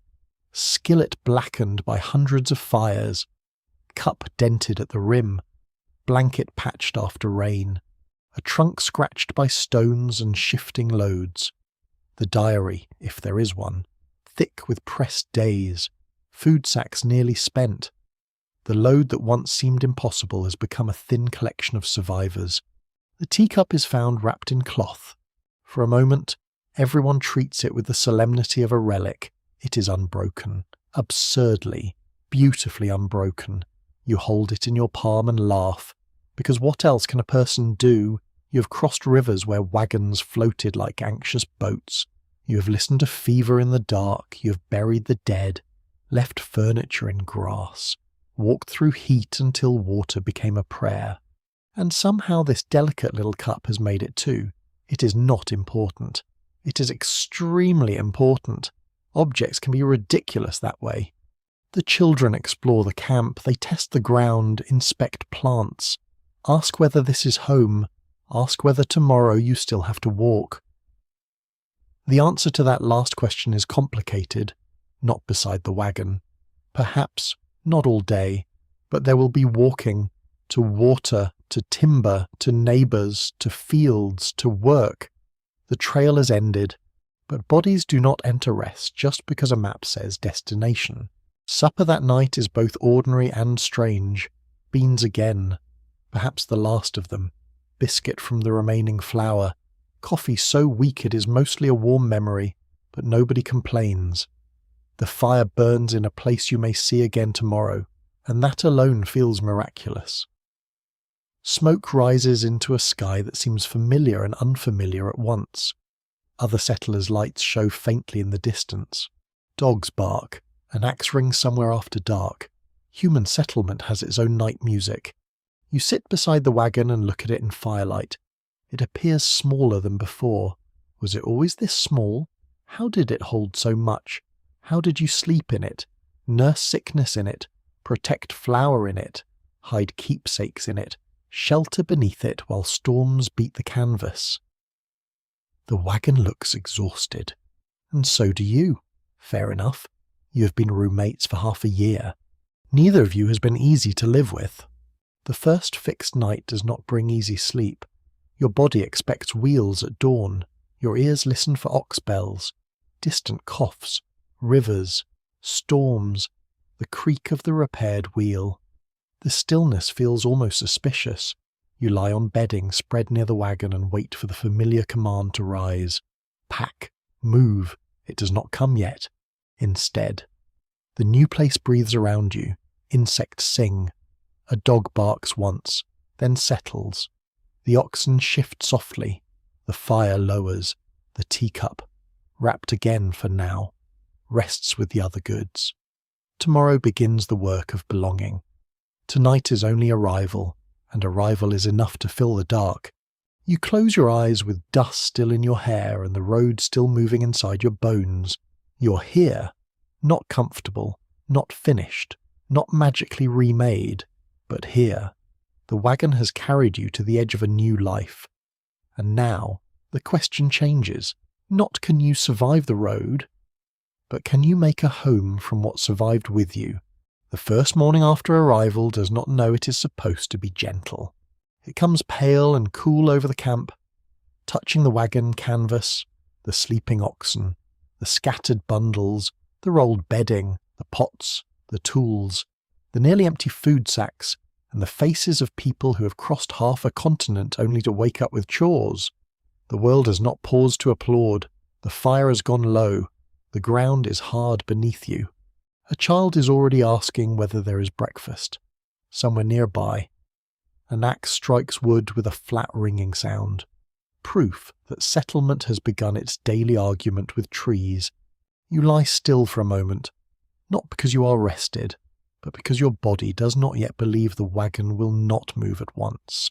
For 180 days, or near enough that the number feels carved into your feet.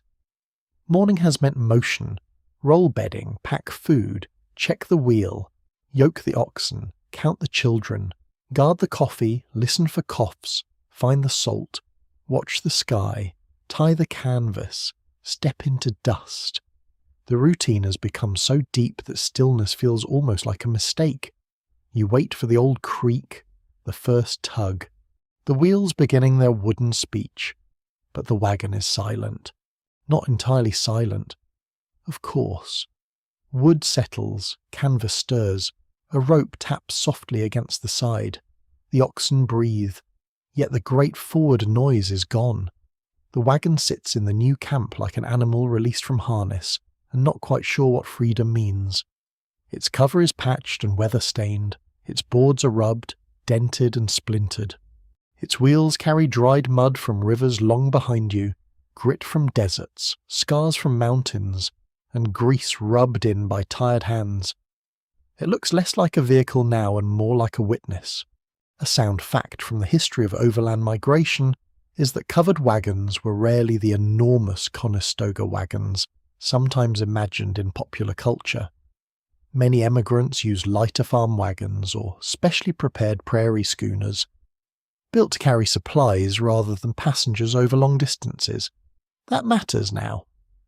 As you look at this battered wooden bed and realise how small it truly was, 10 feet or so of crowded space carried a household, a pantry, a sick room, a nursery, a tool shed, a shelter, and more human feeling than any structure that size should reasonably hold. You sit up slowly. Your back objects, your knees add a comment, your feet, those loyal and dramatic companions, send messages from several regions. The body you brought to the trail is not exactly the body that arrived. Skin darkened by sun, hands cracked and hard, shoulders shaped by lifting, legs made patient by walking, sleep trained to come near oxen, under canvas, beside fires, through rain, after fear. You have become a person who hears a wheel sound and knows whether to worry. You can judge flour by touch, water by smell, weather by the weight of air. You can pack a wagon in low light while answering a child's question and keeping one eye on the coffee pot. This is not a formal education, but it has been thorough. A little oddity from the end of such journeys is that some families continue to use their wagons after arrival for storage, temporary shelter, hauling timber, carrying harvests, or even as a sleeping place while cabins were built. The wagon did not simply vanish into memory. It often became part of the first rough season of settlement, demoted perhaps from heroic conveyance to practical shed on wheels. Imagine surviving mountains only to spend winter holding turnips. Objects have humbling careers too. You rise and step to the back of the wagon, inside. The remaining goods are arranged loosely now, no longer wedged with the same desperate pressure. The medicine box sits near the side, its bottles depleted and labels stained. The skillet is black from 100 fires. The coffee pot, poor brave thing, is dented and nearly empty. The bedding is patched, the trunk is scratched. The hidden teacup waits wrapped in cloth, though perhaps today it will finally meet open air without everyone treating it like a state secret. You lift it out. The cup is small, fragile, faintly ridiculous in your roughened hands. Its smooth surface feels almost shocking after months of rope, wood, leather, iron, dust, grease, and grain sacks. You turn it toward the light. It has survived. Not because it was necessary, not because it pulled its weight. It did not. Let us be honest. The teacup contributed very little during the river crossing, but it carried something else: memory, refinement, home as an idea. The belief that a future table might need beauty, not just bread. That is what the wagon has done to everything. It has tested each object until its meaning changed. Flour became survival, coffee became courage, grease became movement, rope became safety, a blanket became wall, coat, cradle, curtain, and grief cloth. A wheel became a member of the family, especially the repaired one, which has received more emotional attention than some cousins. Even dust became a kind of record, layered on skin and canvas until the journey wrote itself over you. Cultural historians still wrestle with whether the covered wagon should be remembered as a proud emblem of migration or as a more troubled symbol of displacement, hardship, and conquest from this camp. The answer does not sit neatly. For you, the wagon is intimate. It held your fear and your supper. It sheltered children and carried medicine. But it also crossed lands already known and inhabited by others, joining a larger movement that reshaped lives far beyond your own family. A gentle telling can still make room for that wider truth. The wagon is never only yours. History rarely lets any object stay innocent for long. The family begins to stir around you. Someone rekindles the fire. Someone shakes out a blanket. Someone counts what food remains and does not look pleased. The children inspect the new place again, already turning it into a map of possible adventures. The oxen are led toward better grazing, each step slower now that their pulling days may change. Their shoulders show where the yoke has pressed. You want to thank them again, and maybe this time you do, under your breath. They have earned more than grass and silence. People speak of work, shelter first, water, timber, claims, neighbours, food, a place to store what remains, a message to send east, a way to earn money, a garden if season allows, a roof before hard weather. The wagon sits nearby while plans gather around it, and you understand that it has delivered you not to ease, but to possibility.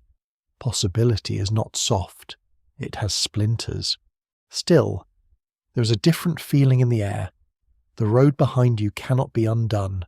The storm, the river, the fever, the desert thirst, the mountain grades, the abandoned chair, the grave hidden with care, the songs in boredom, the strangers on the trail, the nights beneath the wagon listening to animals breathe. All of it is now inside you. The journey has become memory, but not the polished kind yet. It is still raw, still dusty, still smelling of smoke and damp wool. You place the teacup on an upturned crate. There, a table, Technically, a very frontier interpretation of a table, but let us not be ungrateful. The cup sits in the morning light, absurd and dignified. A child reaches toward it and is stopped by 3 adults at once. Some habits of protection do not end with arrival. The wagon stands behind it. Quiet now. Canvas lifting slightly in the breeze. For months. It narrowed your world to what could fit under its cover, yet it also carried you through spaces so wide they changed the scale of your thoughts. It taught you what weight means, what thirst means, what shared labour means, what small comforts can do when everything else is uncertain. It bruised you, sheltered you, irritated you, saved you, and asked you every day to keep going. Tonight, perhaps, you will sleep beside it again, maybe tomorrow too. Soon boards may rise into walls, a roof may take shape, the wagon may be unloaded fully, used for hauling, left near the cabin, or slowly taken apart for other needs. Its grand journey is over, but its materials may continue in humble forms. A plank becomes a shelf, canvas becomes a cover, a rope ties a gate. Even endings on the frontier are practical, and as the sun climbs, you rest one hand against the wagon's side. The wood is warm already, rough beneath your palm, familiar. For the first time in many months, you do not ask it to move, you simply stand beside it and let it be still. The wind moves over the new ground. Smoke rises from the fire. The oxen graze. The child who once guarded pebbles now studies a beetle with grave scientific purpose. The repaired wheel casts a round shadow on the earth, and you, who have lived inside a covered wagon for 180 days, feel the road settle at last behind your ribs, not gone, never gone, but quiet enough to become a story. And now the wagon rests. The day grows softer around its tired wheels, and the light moves slowly across the canvas, over the patched places, over the loosened ropes, over the boards that have carried flour dust, rainwater, laughter, fear, and all the small breathing sounds of a family trying to keep going. The road is behind you now, stretching back through grass, mud, river mist, mountain shadow, and dry desert air. But you do not need to walk it again tonight. You may let it fade. The oxen lower their heads in the peaceful rhythm of grazing. The fire settles into a red and golden hush. The little teacup sits on its humble crate, catching one last glimmer of evening as if it has always belonged there. Nothing needs to be packed before dawn in this quiet moment. No wheel must be coaxed from mud. No river asks for courage. No storm presses its cold fingers through canvas seams. Only the night comes on, gentle and wide. You breathe in smoke, grass, cooling wood, and the faint, clean promise of water nearby. The stars open one by one, patient as old friends. The wagon is no longer a cramped little room on wheels. It is a memory under the sky, a soft shape at the edge of sleep, holding the echoes of footsteps, songs, whispered prayers, tired jokes, and morning coffee. So let your shoulders loosen, let your hands unclench, let the long trail grow dim behind you. You have reached the camp, the wheels are still, the animals are safe, the fire is low, and somewhere in the deep quiet, the old canvas stirs once in the breeze, like a final sleepy sigh, and the whole wide world seems to whisper that you can rest now. Sweet dreams.